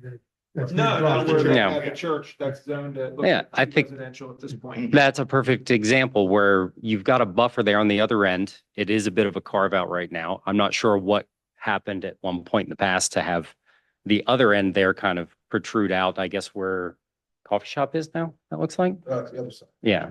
But that's what I'm saying, that the commercial is over on the coffee shop side and the church is Correct. residential. Flower Town Oh. and Willow Grove, the church, the coffee shop is zoned B1, the church is not, but the church is, It's residential. accepted use in the residential district, where the firehouse is, you might correct me if I'm wrong. Is it an accepted use in the resident, in the R1 or no? I don't believe so. I think it's either got a variance on it for its existence or it's a existing non-conforming use. And I would say that, I mean, whether it was grandfather and has a variance or whatever, it's a public good. Yeah. Oh, yeah. And it should stand where it is. What we're proposing here is purely for profit. It's not a public good to anybody except the developers who are looking to build it and. Well, and and we'll talk, the firehouse talk to it, the reason that they're doing this is so they get a new firehouse. Sure. What I don't understand is what's the financial driver behind having to sell your property to renovate or build a new one, A, and B, why that new firehouse can't stand where the old one is or be a renovation of the existing one. Because it currently provides a very nice buffer to the neighborhood and doesn't disturb the fabric that's been there when we all purchased our houses, because we didn't, we bought in Winmore because we wanted to live in the suburbs, not Chestnut Hill. Well, I Next, can't yeah. speak to the firehouse need for building a new firehouse, renovating an existing firehouse while working out of it. I don't know those ins and outs, but it sounds like this isn't the opportunity for everybody to hear. It should be a hearing where everybody can have the concerns, and after that hearing, we as a board should make a decision on whether we should not. I mean, right now, I think there are people in the community that should, if you have something to say, then everybody should come up. This again is not the public hearing. Yeah. Right. Right. But I do agree that a very reasonable course of action would be to just do nothing. Well, doing nothing doesn't help the firehouse. Could I ask, right now it is residential, residentially zoned. In a world where the firehouse, I know has openly discussed possibility of going somewhere else, going to Mermaid or wherever they wish to go, because we don't actually have direct purview. What would you expect to transpire in that scenario?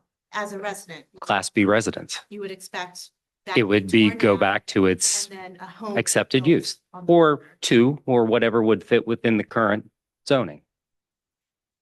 So you expect single family home on the corner. Or I would guess you would have homes that's three quarters of an acre, so you could have at least three. But yes. I mean, we're actually the three neighbors that live right across the street from it. Our houses fit within that area. That's what I'm Roughly. asking. Yeah, so I think it's already properly zoned, and I think this whole thing is based on kind of a disingenuous request to the county, who I don't know that they ever looked at a map, because it's quite clearly already whole. And just to understand your line of thinking too, across the street, there used to be commercial use and it's now. Across the street, which direction? On the Where the Queens, townhouses are. the new townhomes Mhm. are now townhomes and no longer commercial use. So we've decreased our commercial area in that area. Do you have an opinion on that? I'm just curious. I was here to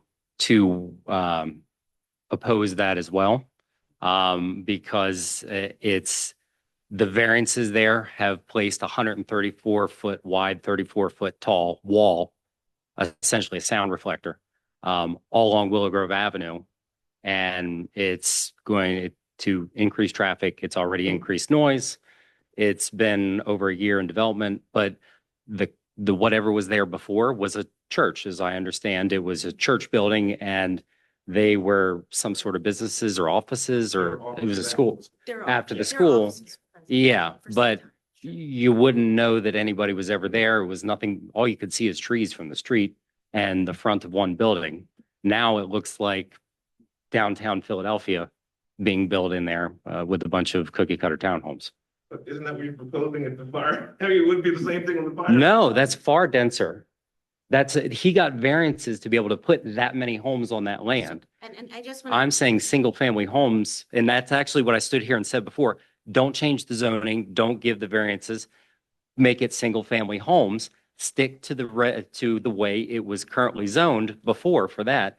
And I was told by the developer, oh, we're sorry, we can't stand here and explain the finances of why that's not possible, but we need to do it much more densely in order to make this development happen. Otherwise, nothing will happen. And I've heard all kinds of other terrible things that were going to happen if they weren't allowed to build that. I just bring this up to understand, for our sake, what our expectations of where commercial, without using the terms of art that's appropriate, just what people colloquially would understand, commercial, retail, what have you, where that should begin. And I'm just trying to understand what the expectation is, because I think there is an argument to be made that this is clearly the central business district. And the question before us is, where should it end? Where should it appropriately end? And I think I just want to understand as a resident and as a neighbor, adjacent neighbor, what your expectations are. Mine would be Based on the present. the commercial area as zoned is zoned properly, in my opinion, and it can be used as such. And I also believe there's plenty of other development opportunity all along Willow Grove Avenue. There are several derelict buildings all along there that could be developed before we need to add more commercial zoning to it. If you were to take a trip down Willow Grove Avenue, I'm sure you all have, you'll know, I don't know the addresses, but there's some old red, looks like barns almost, near the gas station that's operational that are practically falling down from the looks of it. That's all within the commercial district and ripe for development before we have to go adding more this commercial area to the downtown district to satisfy some 2025 vision that I don't think most of the residents are aware of or want.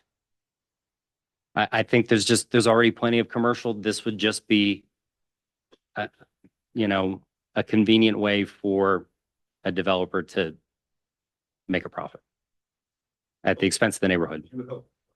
Development's big profits. Yeah, sure. And I think there's plenty to be had down all along Willow Grove Avenue without adding to the commercial district. I understand your point. And to your point, there are parcels that can be developed, but you also have to get those owners to agree. They're owned by individual people who can say, no, I want to do whatever I want to do. So, Sure. Or they might just be smaller sites that aren't financially feasible to build an office building or a retail building. And Sure. And if you don't have some idea of, all right, what do we as a community want to do to have good development? Some places will just stay dilapidated forever. If the current zoning just isn't financially feasible for those particular sites. But to Ed's point too, who knows? Maybe people have tried to contact the owners and buy those small, and they're not available. Who knows? All I'm saying is that there's plenty of development opportunity there already. I don't know about who is willing and not willing to sell, but ripping up the fabric of the neighborhood and, basically doing something that apparently every neighbor that spoke up but one doesn't want just to have it seems like an end run around the process. Thank you. Thank you all.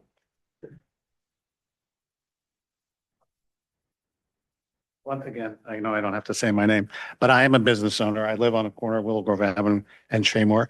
I think progress is necessary in our town. I moved here 30 years ago and it was a mess. Things have gotten better. I'm not opposed to this project, but I think there's a compromise that you guys can come to as developers. And I like this gentleman's idea about maybe keeping the corner residential. And it's a horrendous property in the background. I agree. It would make a great addition to the neighborhood if townhomes were back there and maybe a public park. Looked like there was some green area that the developer wanted to use. But it's really an ugly situation between the barbershop, the abandoned barbershop and dry cleaner, and the trailer park and the doghouse. I think that concrete building at one time was used for some kind of communication during the war, actually. It's got like 5-foot thick concrete. I'm a little confused as how anybody's going to live below the radio tower, but My wife's a real estate agent and she has said you'd be surprised where people would live. So, I mean, good luck with that. And it would be nice to have some homes there rather than that concrete building. But I think the community and the builder can come to an agreement. And I think that it would be beneficial for the town in some sense. So, Thank you.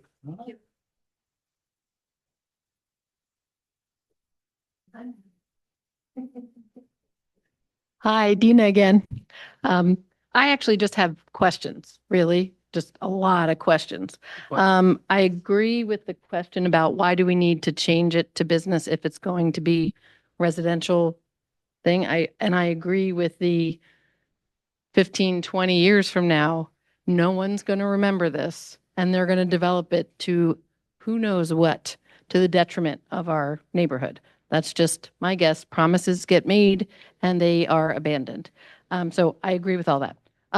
So my question was, why do we need to change the zoning if the recommendations are for it to be residential? Keep it residential. That's question one. Question Quick answer to two that is just Yeah. density, is what? is density. So the adjacent residential zoning would not allow for this level of multi. So if we've been talking about parking problems and more cars, why would we want more density?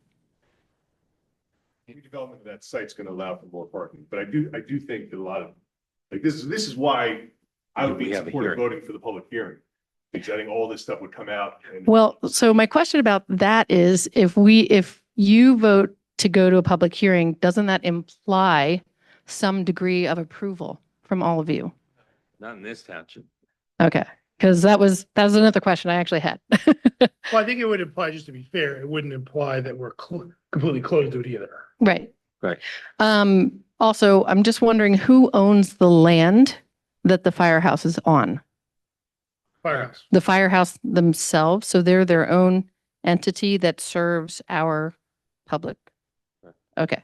And they are not a township entity. They are their own, they are a separate private entity. Okay. So if they move their firehouse, which is sprawling and has space for parties and whatnot, to where the current dry cleaner and there was like a little barber shop, it's a teeny piece of property. And they want to put 3 bays for huge fire trucks on that teeny property. I don't understand how that's going to work and how they're going to access it. I believe, but So, because they're all owned by the same entity. The firehouse owns that whole piece, including the $7 in the old barber shop. The new plan, I believe, calls for a combination of those parcels in the front, in addition to some of the ones in the back, to make a larger parcel to accommodate the fire. okay, so I kind of heard that it might be a circuitous way of accessing the firehouse, that they would come off of Southampton and along the back and then through the back of the firehouse so they can go straight back onto Willow Grove Avenue. So now you're increasing the traffic. Okay, well, it was just, okay, Speak to it, but I've not heard that. sorry. Let's not have the public hearing. Oh, no, I'm sorry. These are all things I just We could would like do to the put out public there. hearing if they vote for a public hearing, but we're doing the public hearing and then we're gonna Right. do it again, maybe. I agree wholeheartedly. I would respectfully request that the board grant authority for a public hearing so that we can air all these issues. Okay, I'm not quite done. Sorry. I was taking notes as we were going. Sorry. Got that. So and I'm just wondering how the twin homes that they have planned that they don't have to get any kind of a variance for would be accessed from the street? Like, are they also coming along that little teeny kind of one-way drive that comes off of Southampton? We don't want to get into that bigger. Okay. There's not a, that's a concept plan. Okay. We I could- mean, we could- something for the firehouse to consider. This is kind of a question for them. Off of Willow Grove. So they would access it from Willow Grove? Okay. If developed as a consolidated 5 parcels, it would access off of Willow Grove. if this project were to not go forward and the rezone were not to occur, that property in the back remains developable under the D residential with its only access being to Southampton for 14 Twins. Okay. So the humongous piece of property that they own, they're willing to sell and obtain a teeny piece of property. And I just feel like fiscal responsibility, if you're selling real estate that is prime real estate, I mean, the school district, thank goodness they kept their hands on the property of where the current Enfield is. Enfield? Erdenheim. Enfield. So that, because when Antonelli was done, they still owned the real estate. So it's just something for the firehouse to consider moving forward, that maybe it's not such a good idea to sell the land and let go of that and only acquire a teeny piece of property. Just my thoughts about all that stuff. I know, no point, but. Thank you. Yes, sir. And I do agree with your sentiment, and I would love to stop talking about it immediately in my own sanity, but this is an agenda item. People have come out. You can be heard. Thank you. I'll be very brief. I understand this is not I would agree that, I'm sorry, Edward Welch. I'm at 80, I own the property at 8001 Southampton Avenue at Willowgrove and Southampton. I would agree to do nothing is a prudent measure. This trailer park and that land, that's the fire company's problem. They've had that land in the trailer park for 10 years. They've made no improvement. I do want to reject this notion from the county or the planning board that we have a central business district. We don't. It's Winmore. It's a block and a half of commercial businesses. When I was a kid, I've lived here all my life, it was 4 gas stations, a pizza shop, and a bar. It seemed to do. Now, I understand there's been improvement now, restaurants, fine. Clearly, there's more traffic, as we've seen. I can barely make it down Willowgrove Avenue now, particularly in the springtime. That's a concern. So this village center idea is absurd. From Flowertown Avenue, you got the church. There was a beautiful home next to it. There was a home next to it. Now it's offices. Then you have the barber shop. It was a barber shop. Then you have those 4 stores, 3 stores, Pizza City was always there, a gas station. Now it's a pizza place. Then you have a home, a big home. And that is the same type home that was at the corner across the street from me where the firehouse is now. I remember it being torn down. That was residential. It was the Burton properties. These were all greenhouses. That's why it's zoned business. The entire town off of Willowgrove Avenue and on Willowgrove were greenhouses. And so there is an interjection of a business district that we don't need into right up to my corner. It was the firehouse is on a residential property. They got a variance in '67 and built a wonderful firehouse. I reject that there's anything wrong with the current firehouse. It's got Valley Forge stone on the front. It's built like a rock. Whatever he intends to build for them up the street won't be. And Bob's probably right. It won't last 50 years. The firehouse we have now is altogether adequate. We have a small town with a fire company 2 miles that way and 2 miles that way. It's a lot. $7 was a school since 1928. 20 years ago, the school left and it became a very small business. So again, it was unrecognizable as commercial. To my knowledge, Mr. Overcash owns the red buildings that were spoken of that are dilapidated. They are Candy Cabin. It was a nice little stores and shops in there. It was really nice when I was a kid. I can be corrected. He owns that and the skin shop. I'm sorry. I thought there was a plan here before you to redevelop that with apartments. a year or two ago. So that too will be apartments on that side of the street, which I guess is commercial. But I reject the need for a new firehouse. I'm concerned for the future of the fire service in Winmore. I was a member there for many years, and my suggestion to them repeatedly, because you folks are going to, one day, as I have told them, no more money for the fire company. It's going to happen. Take a drive to South Jersey. All those little towns, fire companies are closed because the party's over. They have two over $1 million trucks for this 6 mile square town. We go into Cheltenham most of the time. I'm all for mutual aid, but my concern is Winmore. So the firehouse itself is a wonderful building, and it was built specifically to house a second floor. If they need showers or they need beds, this is what we were told last week. I don't buy it. Once every 5 years, there's a bad snowstorm. We slept at the firehouse in case we had to. And we have very few hazardous materials incidents. Everybody go home and take a shower. Everybody likes a new building, a modern building. They don't need it. And they can put a second floor on the building that's there now. That's what it was built to do. So if they need room, it's there. The area should be kept residential. This plan is obviously too congestive for this little area. When my neighbor takes a shower, I know it. There's no water there. There's 35 pounds water pressure. It's going to get much worse so that people won't want to live there. I don't want a wall this way, a wall the other way. The town, I get the town's change. It needs to change. It's an eyesore. That's the fire company's problem. And they should deal with it. They should have 10 years ago.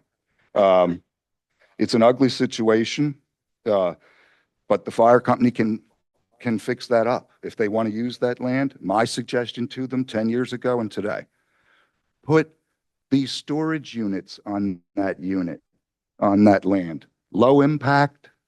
And every 10 years, you got $1 million to buy a new fire truck.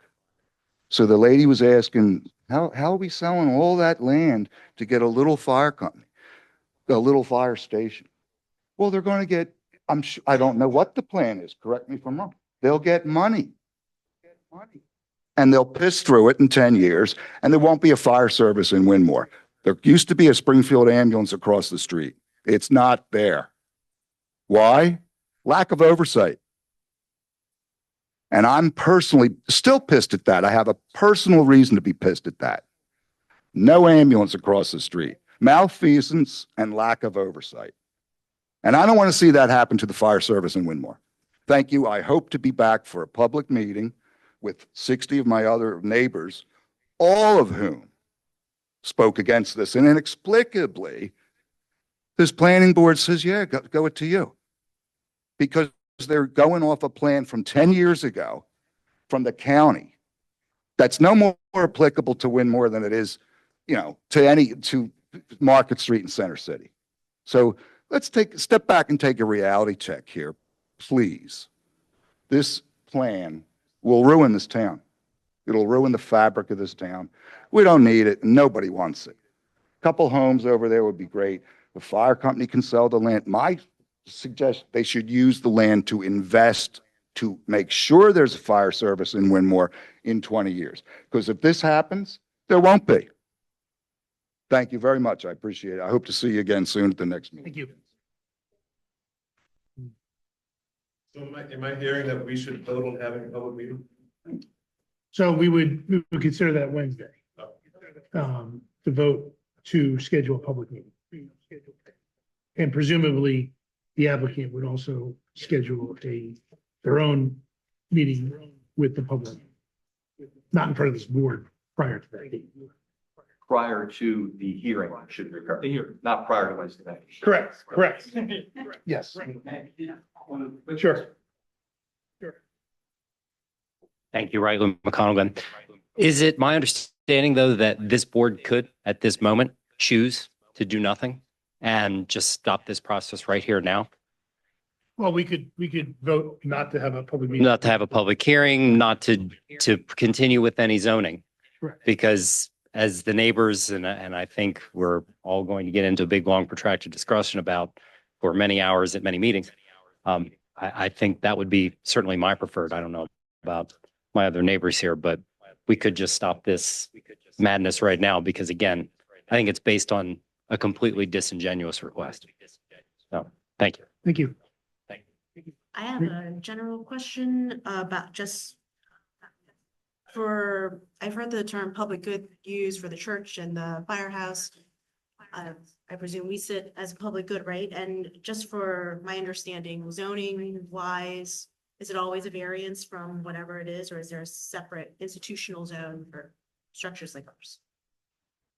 Or municipal structures, Or institutional zoning. same for a church, same for a firehouse? The church would be, they're permitted in the residential districts. And firehouses Schools, also? elementary schools, are permitted in residential districts. It's not usually carved Secondary. out specifically for, I guess, what one might traditionally know as public goods, right? But yeah, there isn't necessarily a zoning district that permits a firehouse. Per se. All right, so regardless, that'll be on our agenda Wednesday to further debate and vote on. And may I just ask, is that strictly action? There will be no further public comment at that point, or will there? It's a, yeah, we could have, Okay, all right. anyone can make public comment in one of our meetings. Okay, but you're going to hold action until Wednesday. Correct. We don't take any action at this moment. I understand. Thank you. I'm not actually gonna be able to be present on Wednesday, just a timing thing, but, I wanted to say that I think it's worth going to public hearings to understand what the public expectation of that corner is, because I think much aligned with the planning commission's recommendations, I think it does make sense to go to a finite end. I think also it's unlikely to be returned to residential, based on my understanding of what's there now, what's possible. And I think it's important to understand what the public anticipates there. I also just want to point out just for everyone's benefit, I got a lot of emails that said, this isn't a transparent process. And I think this is the process. And I don't want anyone to think that there's anything untoward or anything happening with the firehouse with anyone. I mean, I think this is the process. You know, and someone spoke to, is the firehouse in a bad financial situation or something like that? And I think it's worth, having discussions with the firehouse about what that situation is. It's worth, I think, for our understanding of what our expectation of where we expect public goods to be. All this to me lends to a greater conversation or a public hearing as opposed to stopping the process. Because I might disagree that I think that is a very clear commercial area. Where it ends and where it should end, those are fair questions. And I think we could bear that out through a public hearing process. Hi, Alexandra Klinger, Elm Avenue. I just wanted to clarify that I wanted nothing to happen also because I think it's a moot point in terms of there's no, the public hearing is for a zoning change and there doesn't need to be a zoning change. And the zoning change, we can have a public meeting with the developer who could help explain all of these things. Commissioners maybe could be present there. But not for an explicit motion of moving forward with a zoning change because there should be no zoning change. Thank you.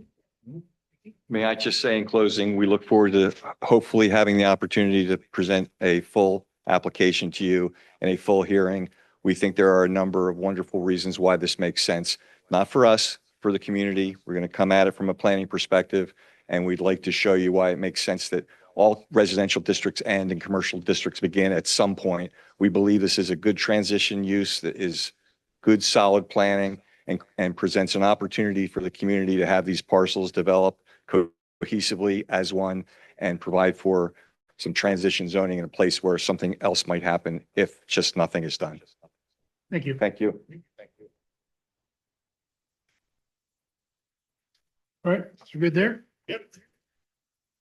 Any other public comment on other agenda items that you've gotten excited about while sitting here?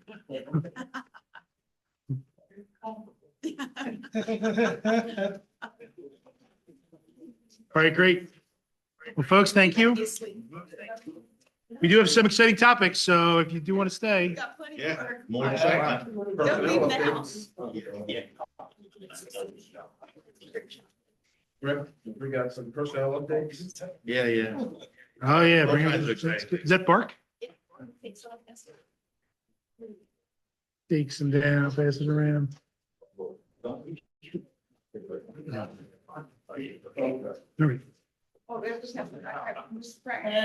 All right, Thanks. chocolate break. All right, why don't we just, we'll take a 2-minute break. Peter's already breaking, and we'll break this chocolate.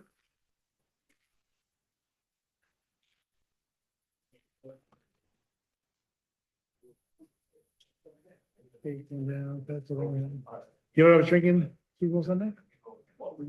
Alcohol free, yes. Not bad. Really? I didn't even know there was such a. Thank you. Thank you. There's a lot of decent non-alcoholic brew, and my buddy brought some. Good, pretty good. Yeah. We, years ago, we rented a British couple on a cruise over downstate. I put them over in Ireland this weekend. They actually They didn't send me here to After watch they'll it. get it back. Oh, wow. So they're not real good, so I understand it's a little different. Yeah, I haven't either. Should tell you that it's a little. How different is it than what we get? It's a little bit better. They say they send the bad stuff over here. Is that true of Corona too? I don't know. They're talking about two different beverages. Yeah. One's like drinking water and one's like drinking mud. And the weird thing is Corona probably has more calories than I guess.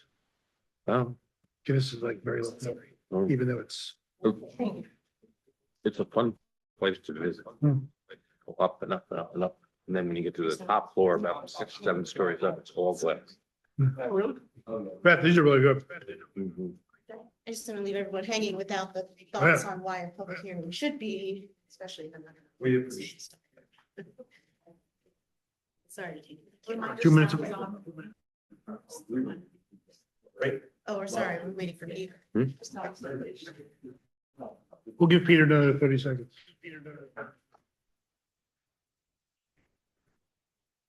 Hi, Chris. Oh, Chris.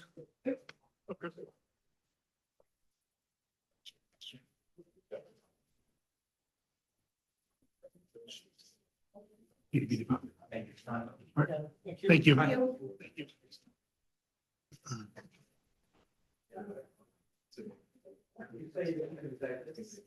No, we're just taking a quick break.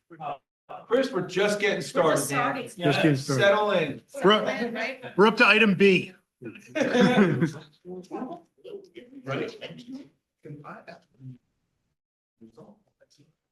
Craig, we never stopped, right? We're live? What's that? We never stopped being live, right?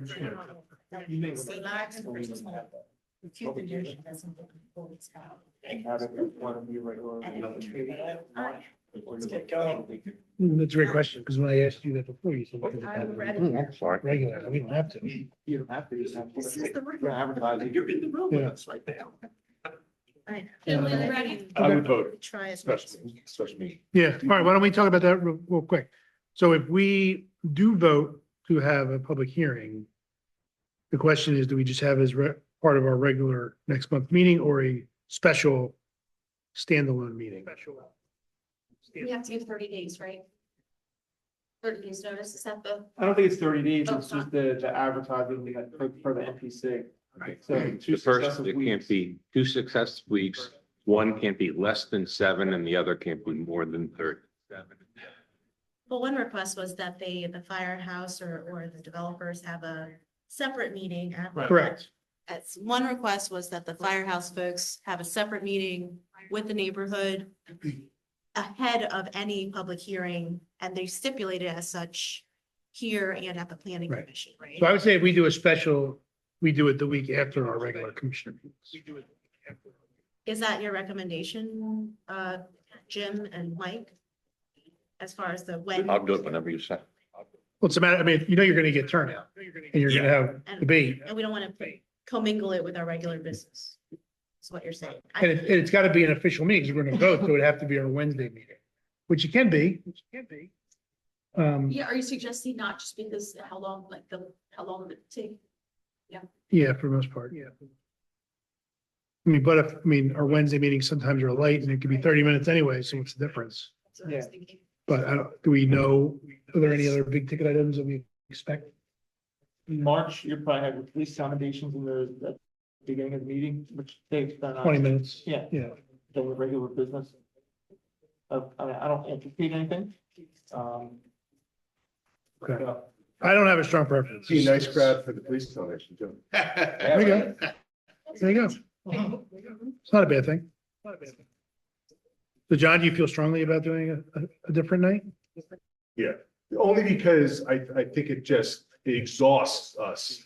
And then we get to other You important rush matters. through the rest of the agenda. Rush through it. Although this will be a little bit different. You'll conduct your business meeting. No, I know, but no, I'm saying if we did it on a Monday, We can't do it on Monday because it's a formal vote. yeah, so no, I would say do it on that Wednesday. Yeah, I would do it on the Wednesday.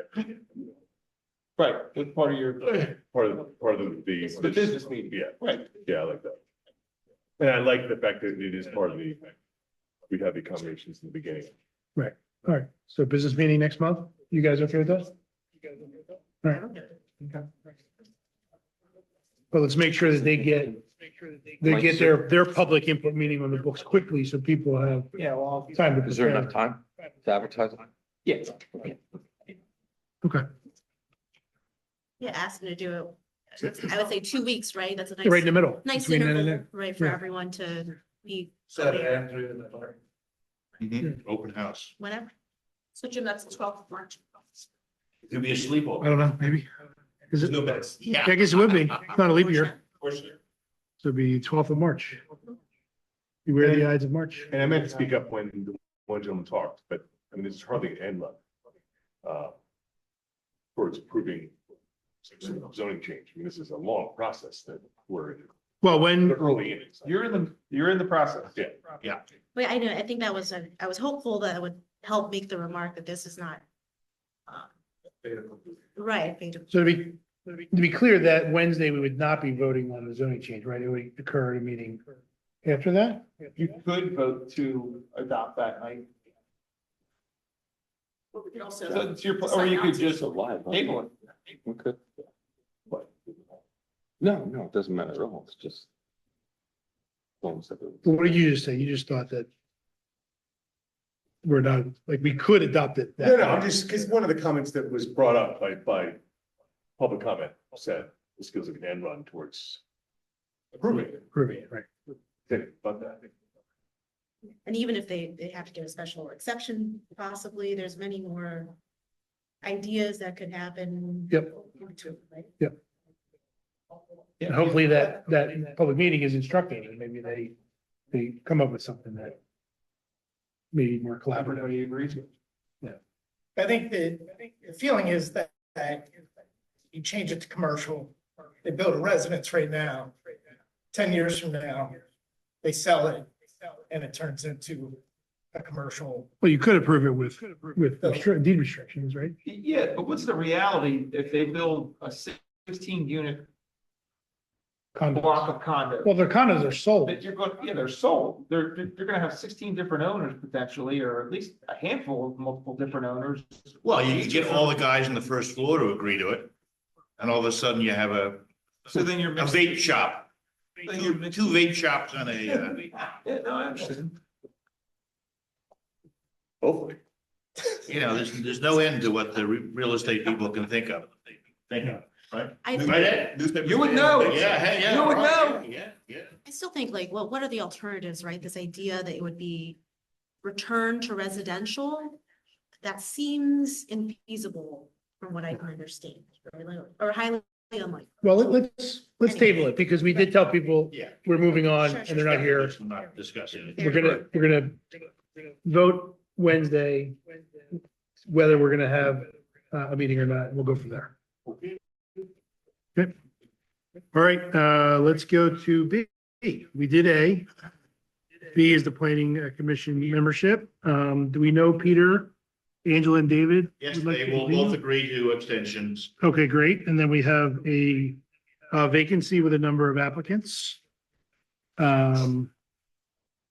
Which is Brett, Jim, or no, we have 4 now, right? 4 now, yeah, you got a. Brett, Jim, Allison, and someone recent came into the Chris. mix. Chris, okay. So, why don't we circle back and ask them to come in to interview? Okay. Do that for next, Monday? Not next Monday, but March March 10th, Monday March meeting. 10th. March 10th. And we may have one more. We'll circle back on that too? There you go. Yep, okay. All right, great. Okay, that's C. That was B. C is building code officials. You know, we're losing Chuck somewhat soon. So Mike has proposed that Mark Pennicow and Craig Lord become our building code officials. And that's a pretty easy change. Yep. Anything That else on wouldn't that? mean that they would have to go, or Craig would have to go out and start inspecting foundations, would it? No, we have, but they're named as our designated building code official. We have a third-party inspection service that actually does the actual plan review and inspection. And what's the concept of having 2? Just a backup, in case Okay. anything should happen to either one of them. Okay. We're not gonna be in a position where we have to scramble or we Okay. don't have somebody designated. Okay. Okay, D, we covered. And incidentally, for Chuck's replacement, that's gonna be one of the requirements that in 6 months they get a BCO, and we'll add that Yeah. as well as well. All right, great. We're up to the manager's report. Mike, take it away. Wow. Yeah. Okay. Towns of Pennybrook, you heard from Tim on that one. Tim will circle back with the arborist on that one tree. The Wissahick and Green Ribbon Cross County Trail, Tim reported on our efforts to try and convince the county to incorporate those ramps across, Wissahick Avenue. Tim's working with, a transportation, engineer, Casey, you heard it, you mentioned his name. We may incur a little bit of time through Tim's firm to try and help that situation out, just to make you aware of that. But we're hopeful that we can convince the county, if we get it to a point, to just actually build it while they're out Right. there. I think makes the sense. the concern on their end is they don't want to spend it any more delays. Right, yeah. With all the efforts that they've gone through to build that thing as it Right. is. So, that's. But hopefully just someone sees how silly it would be not to leave that hanging. It just- It makes no sense at all. I'm convinced somebody at PennDOT missed something there. Because once you touch an intersection, they generally require you to bring everything up to code. Right. And they're putting pedestrian signals on and crosswalk markings, but no ramps. It makes no sense whatsoever. PennDOT intersection improvements. So we got notification that PennDOT is at no cost to us, going to complete some striping and signage improvements at 2 locations in town. One of them is going to be along Willow Grove Avenue, generally between Queen Street and Flowertown Avenue. So if you're familiar with the pavement markings that they did in front of on Church Road in the vicinity of Falls Lane, where they put markings on the street, and they put high intensity signage and things on there. That's kind of like on the order of what they're going to do. And then the other location is going to be on Church Road between Station Avenue and Sandy Hill Road. So there'll be some additional intersection improvements and markings and things on there as well. So that's a good thing. On that note, I know recently we had someone ask about the intersection crossings on Willow Grove. Is there any way to extend that to Douglas and they can restripe that crosswalk as well? I think that's going to get incorporated in the, we'll go down to Douglas. And that's going to be considered a mid-block there. But I think there is striping there. Well, There's we're gonna striping actually. here. I'm just saying if they got the paint out. can they Yeah, I think we'll repaint it? do. It's wet. I think that's, are they conventional or are they continental there? Mark, They're just 2 lines. 2 lines. Yeah, I think we're gonna take care of that Okay, in the just, spring. I know it's related to the townhouses there now. If they've got the paint out, can we just Yeah. keep rocking and rolling to a logical end? Yeah, they're actually gonna put down thermoplastic markings, so it's not just paint, it's actually like an application that they put down, that lasts a little bit longer than paint. Is it possible for them to do that at Douglas? I mean, as we well? could probably get a cost from Guidemark to do it, but PennDOT's not gonna do it there. Hey, worth a shot. Yeah. Bethlehem Pike, that's just an update that the PennDOT's, third-party contractor is out there taking traffic counts. Any timing on that? I don't have timing on that. Don't have a timing on that. Ian's listening from afar, and he said, we're gonna do Douglas and Willow Grove. So that would take care of it. I don't have time, they're gonna get the data and then they're gonna model it in like a computer format and come up with a couple of different options. When they give that report, will they share when they did the When they collected the identification, like data? when they collected the data? I think it's a common remark we get that, well, you collect data at a time when no one's around. It would be helpful to know. When Yeah, they collected on Arbor Day. It's Right, not exactly. representative. Well, this isn't just this is Christmas like, Eve. this is several weeks of data that they're collecting. To But try and just, capture all that. again, just for those who, and we get it all the time, like they collect it at the wrong times, consistent with what we talked about earlier. If it's not, overly burdensome to get that data, that would. It's probably gonna be several different locations, several different dates. So like they didn't set up the equipment on the entire length at one time. They're probably moving it from intersection to intersection. So it's gonna encompass a longer period of But time. at least then next time someone says that, we can say, oh, we can see it in the report and tell you exactly when. Or possible, whatever. Yep, good point. Retriever pickup service. You remember that the county Mhm. had contracted with a collection company called Retriever. It actually started out as something else before that, but they changed their name. It was clothing, donations, and electronic waste disposal. And initially it was free, and they would actually give you rewards cards for certain types of clothing. Then they kind of did away with that, and then they imposed a convenience fee for the pickup of the electronics at your home. They've actually discontinued the program, so it's done now. The county is actually directing people to the Goodwill Keystone stores. Closest ones are in East Narberth and Montgomeryville, and it appears that they take many types of electronics at no cost, and of course they want clothing and those types of things as well. It's really, the one in Montgomeryville I go to all the time and it's in and out. It's really, Are they recycling any electronic stuff or they're just taking? they They're recycle actually it, recycling it? Well, yeah, Okay. they recycle it if they can, and if not, they know all the places where they Okay. can get rid of stuff for free. Is this a cost they're taking off? Was this at cost or there was a cost associated and they took it off? For Retriever, Retriever. there was a Did we cost pay for to Retriever? pick up electronics. Yeah. The county used to pay a retriever. Right, this is strictly Yeah. drop off, and they tell you where to put it in that pile or that pile, and you're out of So it. it's a county expense, it's no longer. I don't know that the county actually paid them or not. I think they used the resources to get the word out, and I think the Yeah, county they're on their recognized website. there was an issue with the disposal of electronic waste, so they were trying to put people in touch with somebody to get it. Right.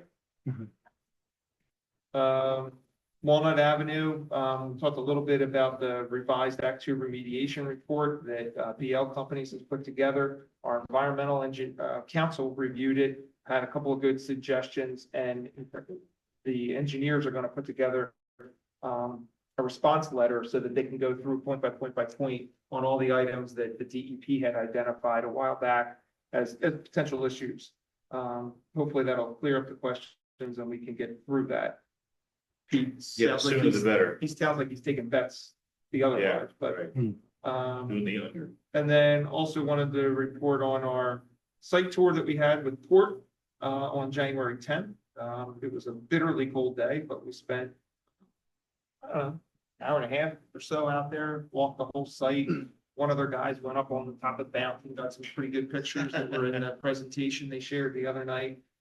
They're a pretty good firm. They're pretty interesting It guys. was a very excellent, I would say, excellent presentation at the last meeting.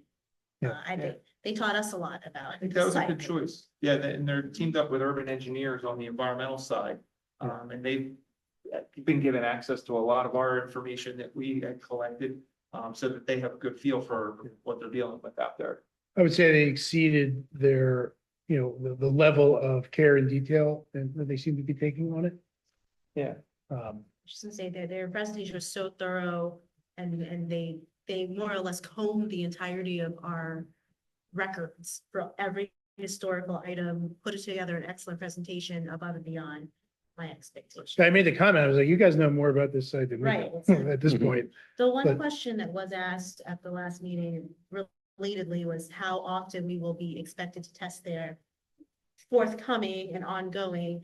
And I think without having a direct answer from staff per se, because we know this was outstanding, they actually had just said the next, just so you know, they said to the audience, there's an expectation, probably it could be something, at 5-year, 10-year interval. I don't know if that's true. I just want to know that you heard that they did say that. I don't know if that's true for our materials. Yeah, I didn't hear that because I wasn't there, No, obviously. no, no, I'm but it was- just saying, if you hear that someone said, oh, you're gonna have to keep testing, it was stated, but not by us and not by anyone on staff, not upon a report, but. They're saying what could be possible. Yeah, They were just saying. probably it's based on possible, their based on their experience. Right. And if we have to carve out a little area that has those wells, but it's separated out where people can't touch it. Yeah, but generally, the great advantage to the Pennsylvania Act Two ordinance is that once you've gotten approval, once you jump through all the hoops, you're done. I mean, all you have to agree to is not disturb, Right. what you've done. I Right. mean, you can't dig holes and put foundations in and, Yeah. But once you get that Act Two, you're good to go. And Mike, you mentioned about the presentation that you emailed us. I looked through, I mean, there's nothing that pointed out to me that should be changed. I mean, we can make that publicly available. Yeah, that's what I wanted to mention. Like, is it Yeah. okay to put that up on the website now? Absolutely. Appreciate that. Okay. And just a reminder on that Walnut site, I made the notation at the last meeting, but just to maybe include the port presentation and just an updated notation. It was a little outdated for information of the test and stuff.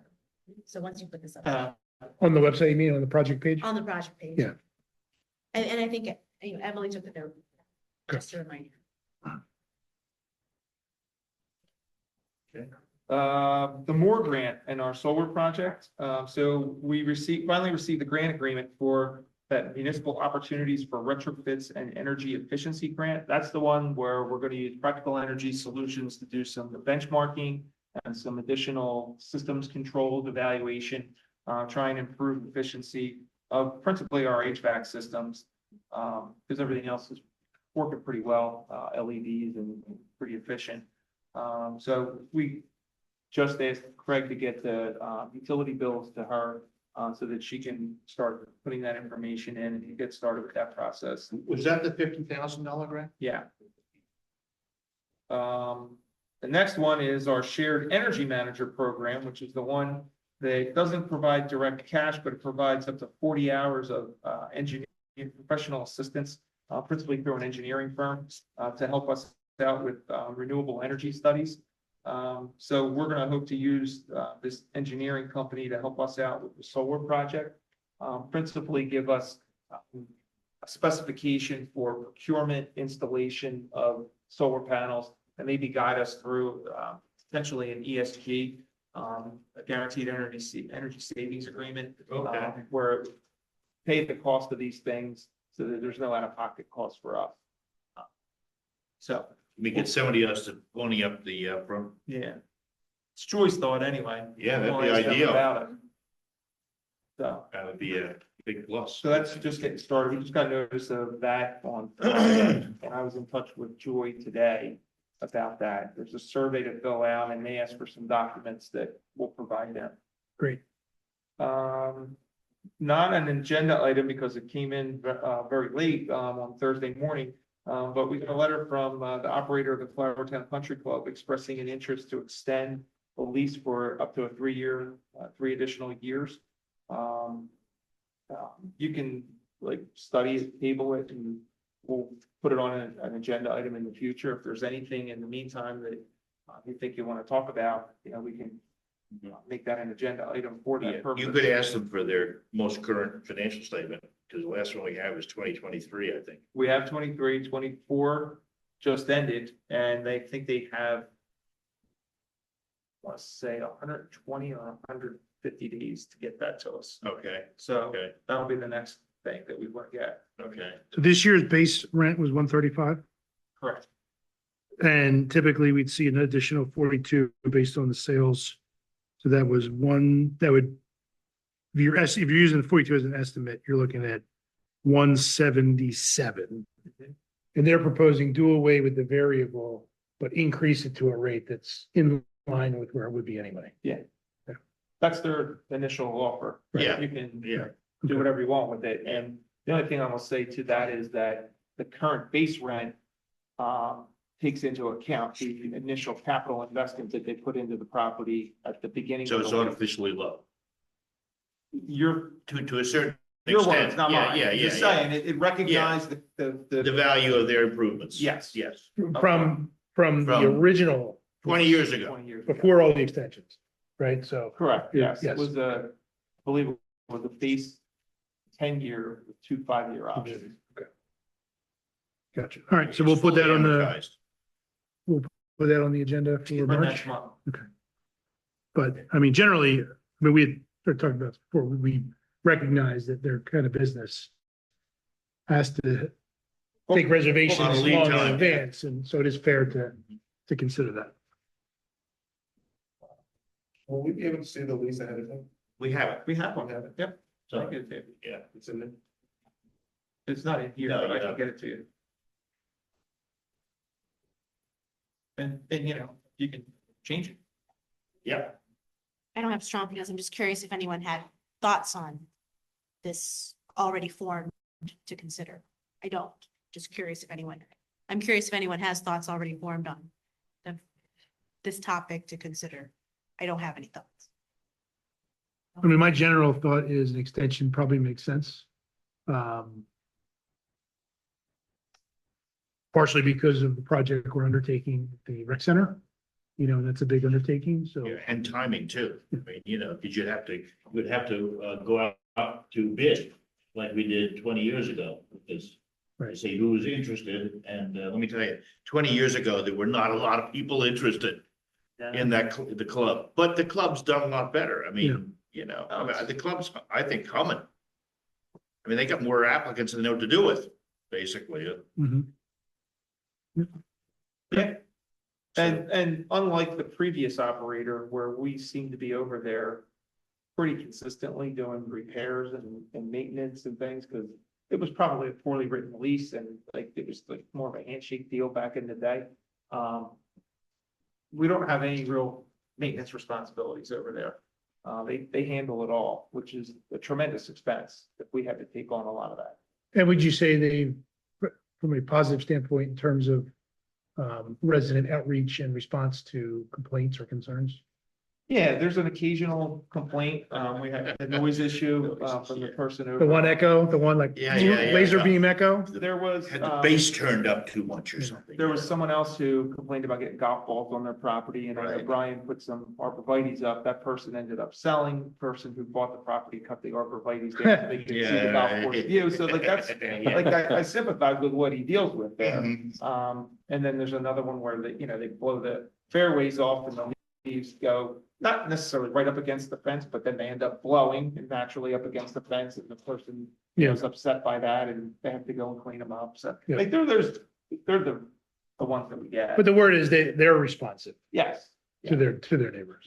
And I think we've continued to recognize the opportunities that we have with that big chunk of ground right in the middle of the township Mhm. with regard to stormwater, trails and all kinds of stuff. So, you know, it can be an interesting opportunity to Sure. continue to look at how the community, you know, wants or needs to use that space. Yeah. So, but I think they've been operating very effectively. You know, I've never had complaints of. But It's certainly booked more frequently than under the previous operator. Mhm. So, police exam, just give you an update that that's gonna be this Saturday coming up at Springfield High School. Online registration closed on February 5. There were 115 applicants. So the numbers are starting to go up for the police job. which That's is more good. than last time, yeah. Yeah, Yeah. much higher. I think it was only like in the 60s. once done. Yeah, but all the 115 are not gonna show up. No, but it's No, not no, registered. But all the Yeah. 60 didn't show up either. Yeah, that's right, Especially, yeah. especially if it snows. Yeah, it's that. Code enforcement officer, fire marshal, just Yeah. giving you an update. Chuck Bailey actually gave me a firm date, with which he's, last day in the office is gonna be April 4th. We have 17 applications for that position, some of which are better than others, but there's some good people in there. So We're we're, gonna have a party for Chuck or what? we'll probably do something for him. You let us know? Yep. Fireworks? Oily rags, matches. Bring fire trucks over, fire truck rides. Mhm. Newspaper. Then the office communications Yeah, manager, whoa. with Carol's retirement, we're gonna have a vacancy back there, and I talked to Jamie DePaul about it. Jamie is our social media communications person, and she's, basically the greeter right now out front. She handles our newsletter and does a lot of the website work. Yeah. I think She she'd be great. expressed an interest in the past, and I talked to her about it, and so she's gonna move to the back of the house, and so we're out on the street right now for her replacement. Mhm. What are we doing for Carol? TBD. Peter just wants to She does party. not really want a big. She already Come got the on. brass ring. 40 years, how many, 45 years? Fireworks? 42, you know. We'll definitely have something for her, if you think it's appropriate. I mean, my thought was we would definitely recognize her with a resolution. Oh, yeah. Give her a plaque. Yeah, she's gonna be in Florida for the month of March, so Okay. she's not gonna be around for a little while, but her last day will be the 25th. So we could probably do a luncheon or something. 25th of this month? Of this month. Oh, is that so soon? Oh my goodness. Yep. Yeah. Wait, that's your last day you're saying? Yeah. Yeah. Nice day in the office. Yeah. Just reminds me, at some point you discussed a grant type of position. Have you ascertained what you're planning on doing? Yeah, so I wanted to shake out where we are gonna be with Carol's position, and then Chuck's retirement was a bit of a surprise, so I want to backfill those existing positions before I introduce a new position in, but as soon as we get the new fire marshal on board and Jamie gets settled and find her replacement, then that's number one on the list, because that's gonna take some things off my plate doing right now. And then the last thing is just I'll be out of the office visiting some family in Florida. Carol? A few times Oh, yeah. through the month of It's a March. I wanted to surprise. let you know that ahead of time. But I'll certainly remind you, when I'm away. Most of them, 2 of them are just long weekends, and I'll be available, and then one of them is just a week that I'll be away. Mhm. But I'll be here for the meetings and. Do you fly in all 3 of those times? Yeah. I got Your arms are gonna be tired. Yeah. 3 times. Wow. I'll get you the lease. I'll get everybody the lease for Clark. I have at least, yeah. Yeah, but those of you who've been Yeah, been around. around, you don't need, Had I it. don't need another one. All right, great. Thank you, Mike. Any questions on the bill listing? No? Okay, G is disposition of municipal records that we do periodically. And it needs to be a formal vote to do so.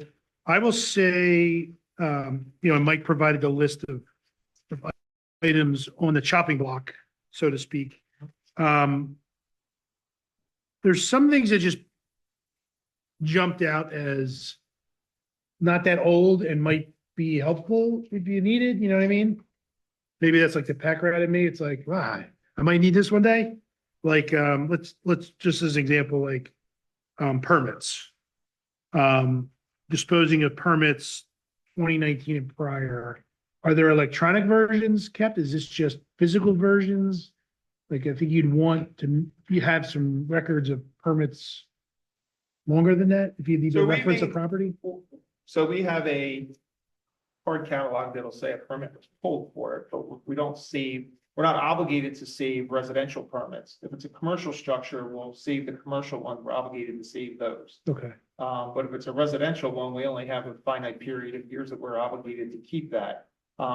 If somebody put on a significant addition to their home, and they have like architectural grade plans, what we'll typically do is we'll call the individual and say, hey, we have these plans.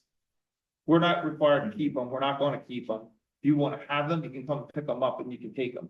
We'll always have the record that it was pulled, but we just can't physically keep all that Right, stuff. right. So even electronically, it's gone altogether? Well, so we don't take the building plans and then save copies of them, if they come in that way. Okay. If they come in like a subdivision land development that comes in an electronic form, we keep those. We put them in our tracer system, which is our permit software system, but we don't automatically scan put the Right. permit plans in there. So if someone bought a house or let's say inherited a house and let's say they put up a deck in 2018 and now those records are gone and they had an issue and they said, hey, either we or they want to know the record of the permit. Was even a permit pulled? Is this a legal? The fact that a permit was pulled would be verified, We always but have we that, would yeah. not have Just not the the plans? plans Okay. and the record of inspection. Okay. Okay. All right, that was like one example. That was just what I thought of. Yes, come on by. All right, any other questions on that? Okay, And I presume it's just the amount of volume? Yeah. Because it's just funny that we Nowhere to keep put it. summer business employment records back to 2014, but That was Don Sirianni. He was a bit of a. but we've voted on this and done this not that long ago. Yeah, usually every year, 2 years, we'll do it. So even stuff 14 didn't get caught in the last one? You know what I mean? Yeah, Like you have stuff from here just from 14 and 15. The other things are up to 18 and 19. yeah, so 14 and 15 for PennDOT general correspondence, Mhm. because we have to keep it from 16 forward. Okay, so different items at different, Uh-huh. Yeah, Periods there's of rules time. on Okay. most of them. yeah, that's why that was funny that we keep summer employment records going back over a decade. yeah, I'm thinking employment longer, right? Probably for, Well, those are just like interns, right? With non-travel Yeah, citations. if they're paid, it's an employment record. College kids.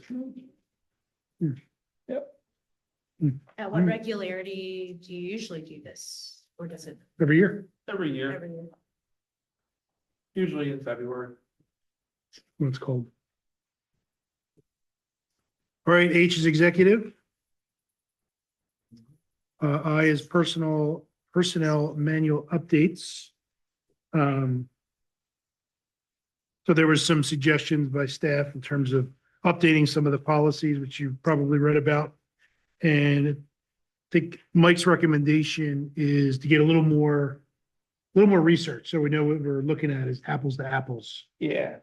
Well, particularly with respect to, I mean, and the updates were limited to, just speak frankly, the number of holidays that we grant to the salaried or non-represented employees and the vacation schedule for the salaried non-represented employees. Our vacation schedule for those individuals is exactly the same as that the police officers have, although the police officers are calculated in hours as opposed to days, because of the way their schedule runs.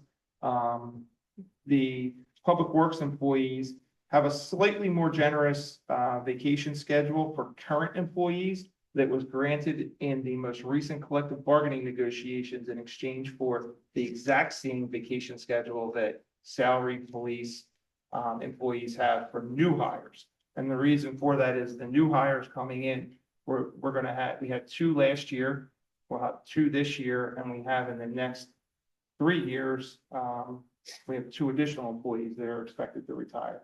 So the effort there was to try and get everybody on the same schedule. That's apparently gotten word back to some of the salaried employees who think that they should get the same vacation schedule as the current hourly employees. So somebody went out and they found what the vacation schedule is for Lansdale, White Marsh, and Montgomery County. I'm just suggesting that that's too small of a sample size at the moment to make any decisions in that regard. And for you folks, just to recognize that if you do something for those employees, the police are for sure going to ask for something very similar. And that's going to be very costly because there's probably 3 times as many police officers as there are salaried employees. So. So there could be some things with merit in there, and it's worth, There could be, worth yeah. exploring. We'll look at it, yeah. I mean, Um, for what it's worth, I started doing some of the research already, and we're probably among the least generous. Lower Moreland and us are probably the least. A lot of the enhancements come later in the career though, and some of the people who have raised the issue are pretty new. So, The young and the restless.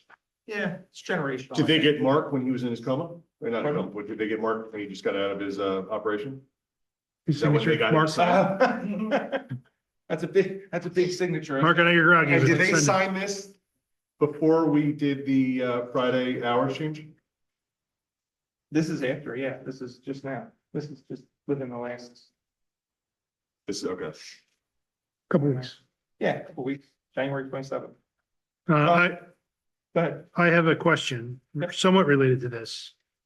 In terms of, now, not talking about the actual benefits and the nuts and bolts of that, but in terms of actual manuals and if they need to be updated or other sort of HR procedures like onboarding and stuff like that, is that now in Jamie's court in terms of looking at that stuff? So it's a combination, Jamie, myself, Craig. Okay. Yeah, I mean, and that's the way it's always been. You know, Carol has a question about FMLA leave or whatever it is, like, you know, she'll refer to me. Yeah. And I'll talk to, you know, Labor Council if I need to. Okay. And, you know, Susie asked about the individual that I want to bring on board, you know, for special projects. This is a special project to go through that personnel manual. It's like doing Yeah. a comprehensive plan. Yeah. For a community. It's a big undertaking. It is. And it's going to involve your solicitor's office. So, yeah. Yep. It's not something that's done overnight. Yep. And we have an attorney now who just does benefits, nothing. Mhm.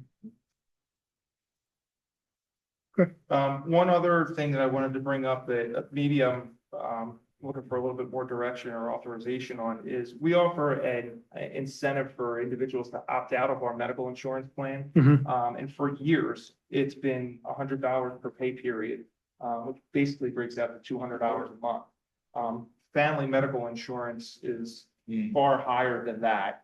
And a lot of municipalities offer something substantially more. I bring it up only because Pat Johnson, who's one of our police officers, purchases his family medical insurance through the United States Army. Mhm. He's in the reserve, and he pays $375 a month. So the What a incentive deal. that we give him Jeez. doesn't cover his costs there. And he respectfully asked, you know, if we would have any movement in that regard. I did a poll of a number of municipalities in the area and what they're offering for that. And we're low. We provide 52, basically that 100 per pay period, would come out to $2,600 a year. Yep. And the lowest, other than us is Lower Moreland at 2,000. But the norm seems to be in the $5,000-6,000 area. One goes to Mhm. $9,000. What's our family cost for healthcare? $3,000 a month. 3,000. So Yeah. whatever you give So them, it's a Pat's asking Coverage, to double it. Double it, 100 to 200? Yeah, and I'd like to do that for all of the employees that take that presently, Yep. which is 7. Except for me, because I don't want there to be an appearance of conflict there. And it's relatively moot because I'm gonna be taking the medical benefits in Yep. April anyway. Okay. So if I could get that permission, I think Yeah, that would. that sounds like a no-brainer. double, I got no yeah, problem with sure, 200 pay period. that. Yep. Okay, Mike, thank what you. township does 9,000 in? Upper Frederick. Whoa, wherever that is. Fred's got dough. That's one of Jim's clients. Isn't that one of your clients? I don't, is that in Pennsylvania? Yeah. Is that near Lower Frederick? Upper It Frederick. is. Upper It's, Frederick. guess Yeah, what? mine It's says a lower above. Frederick. Ah, okay. Some of them do, Western PA? like Montgomery does 40% of the premium. That can get up there pretty high depending upon, you know, what coverage you take. So I'd rather stay away from a percentage. They also have, I mean, Montgomery's got a nice commercial base and They sure do. Yes. very different circumstances than we I do. don't care. Mark? That commercial basis. And They extended their commercial to the end of the block. extended neurological end. Yeah, the natural end. Yeah. Abington adjusts theirs based upon your coverage as well. And for a couple, for instance, they would get $5,600 a year. So they'd be $3,000 more. And I know that Katie, who is our new police specialist, her husband works in Abington and he takes the Abington opt-out incentive and she carries the benefits here because ours is only, or was only $2,600, whereas he's getting $5,600. Right. So. Wow. But it is tough because we can't be put in a position where we're competing against that. No, that's why, again, And I know I've shared this before and I sound like such a grouch, but the benefits that our employees get are so rich in comparison to what The private sector. what I'm guessing The any of us private experience in sector, the yeah, private sure. sector. absolutely. Yeah. So, And there's why many of us who have been here for a long time, just basically accepted the vacation and holiday schedule for what it was. And that, we get a lot of benefits in other areas as well. Combined, like soon now that it is. Right. Yeah. Right. So.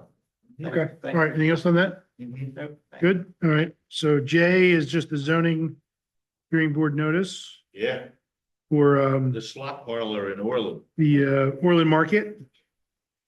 We'll talk about that in executive, other than announcing, Yeah, yep. Yes. other than announcing it. Okay. Yeah. All right, tab L is the rec center master plan. We're gonna have MKSD architects here on Wednesday to present to us. We saw a draft of what they're showing. Yep. Yep. And what is before us is decision to move to phase two after reviewing that presentation. All right, tab M, Little League softball improvements. That sounds like it's tabled until next month. So are they gonna come back? I don't even know if it's until next month. It seemed like maybe they had a lot more to consider that they hadn't considered. You might want to take some time to Okay, put their presentation and thoughts together. yep, So I don't want to say that for sure they're to expect it next month, not to say they couldn't try. okay. There's nothing for us to consider. No, They had a nothing to leadership decide. change, so I think Yeah, that I was these just gonna plans say. were in the making Okay, from prior leadership. Yeah. And they were, not that they weren't aware of it, but this is their first time appearing before Okay. the Park and Rec Advisory Committee, and they may have been a little unprepared. I would say a little unprepared, and I think the committee gave a little license, but we went out of our way to make a form to submit for new ideas. They haven't done that element, for example. But I do want to reiterate, just planting seeds in your minds of capacity and equity. One element they said is, right, we're growing, we're 350 girls, there's 800 boys. How are we able to compete with just one field? I mean, these are fair questions, and again, don't. know right. the And they're answer. gonna get more heat because of the train water. Right, absolutely. So Yeah. they're fair questions in your mind. I don't know how to directly address that as more of a holistic view as we talk about a rec center, as we talk about a Walnut Lane, and even ongoing, we talk about land use agreements for other fields. I'm not suggesting making any major changes, but it is something that continually creeps up, obviously with the incoming Traymore conversation, with incoming Willow Grove conversations. It's, we don't even pretend they're siloed, I guess. Mhm. It's relevant. Yeah. Okay. But no, nothing at this time. Okay, great. Any questions on the recycling report? Okay, tab O, we have plans to recognize two of our longtime public works employees who have decided to retire and we'll honor them. They on- have retired. They're gone. They're gone. Mike, We had a nice luncheon for them. Pardon me? Both plan to be here. Both will be here with their families. Great. They're nice guys. Yeah, they are big guys. It took a little prodding to get them. Yeah. I hope that they get some of their Get their schedules, yeah. coworkers to come out as well. Do they want to, they want to come next month and participate in the Police commendation? police and the Willow Grove? Yeah, yeah, in the public hearing. Yeah, you get a lot of big crowd. You might see Ed Brower, he lives on Trainline. There you go. Okay. Okay, so that's Wednesday, and then P. Phase 2 Walnut Trail, we already covered, so that is the end of the book, folks.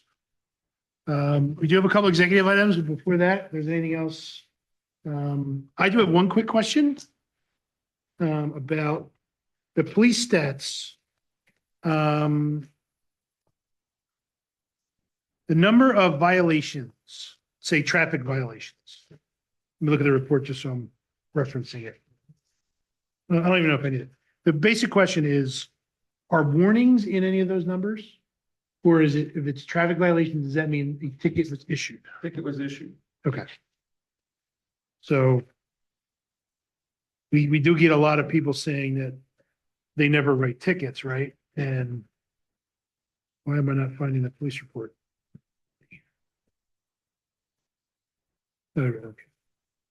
So for example, year to date, there have been 92 speeding tickets written in the township.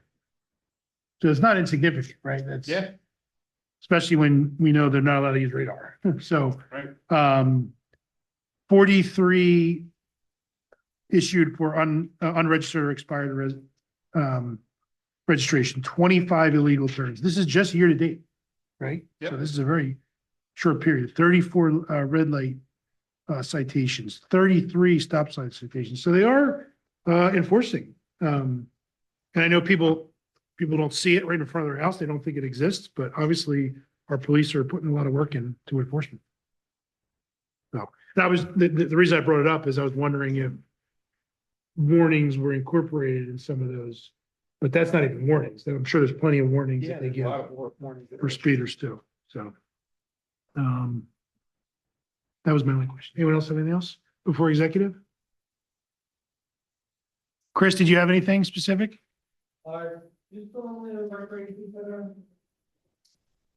That's gonna be on Wednesday. Yeah. That'll be. the 4 presentation. meetings, listed here that was canceled. FYI. Well, good night. Good night. Thank you. Good night. See you.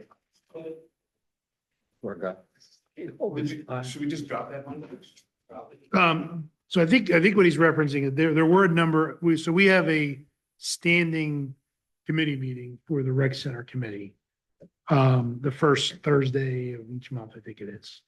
And throughout the process, at times with engaging the architect, there's just nothing to act on. So even though it's a standing meeting, if there's really nothing to act on, we'll cancel it because people's time is valuable. So. But she did actually even have somebody have a meeting on, was it January?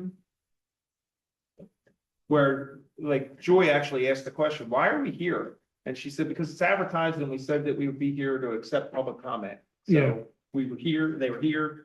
Yeah, and my recollection. Yeah, we didn't was- have, I was at that meeting. We didn't have much to do. Yeah. I think also my recollection was, I think there's an effort to be made to receive public comment, but also a couple times was a failure of quorum, maybe. One was the month where we actually had the on-site meeting, so that we Yep. thought there was no need to make that redundant again, because everyone's time is valuable. Yeah, there were community meetings that were. There were done other as well. community meetings, and maybe December for potentially lacked quorum, which that would be one, for example. Yeah. That's potentially two I just named. So not for anyone interested, not for lack of trying. Yeah. Do we Just- communicate when they're canceled so the public knows not to show up? Yes. Well, yeah, it's certainly up to, I don't know, I assume it goes out on the regular email chain and then the calendar, shows it in red. That it's still there, but it's just canceled. It doesn't belie anyone from continuing to contribute your comment. Yes. So he left before I answer, but I'll reach out to Chris and let him know that. Anyone else? All right, folks, anyone on Zoom left too? Okay, we are going to go into executive session. We will not be back. So thank you for joining us this evening and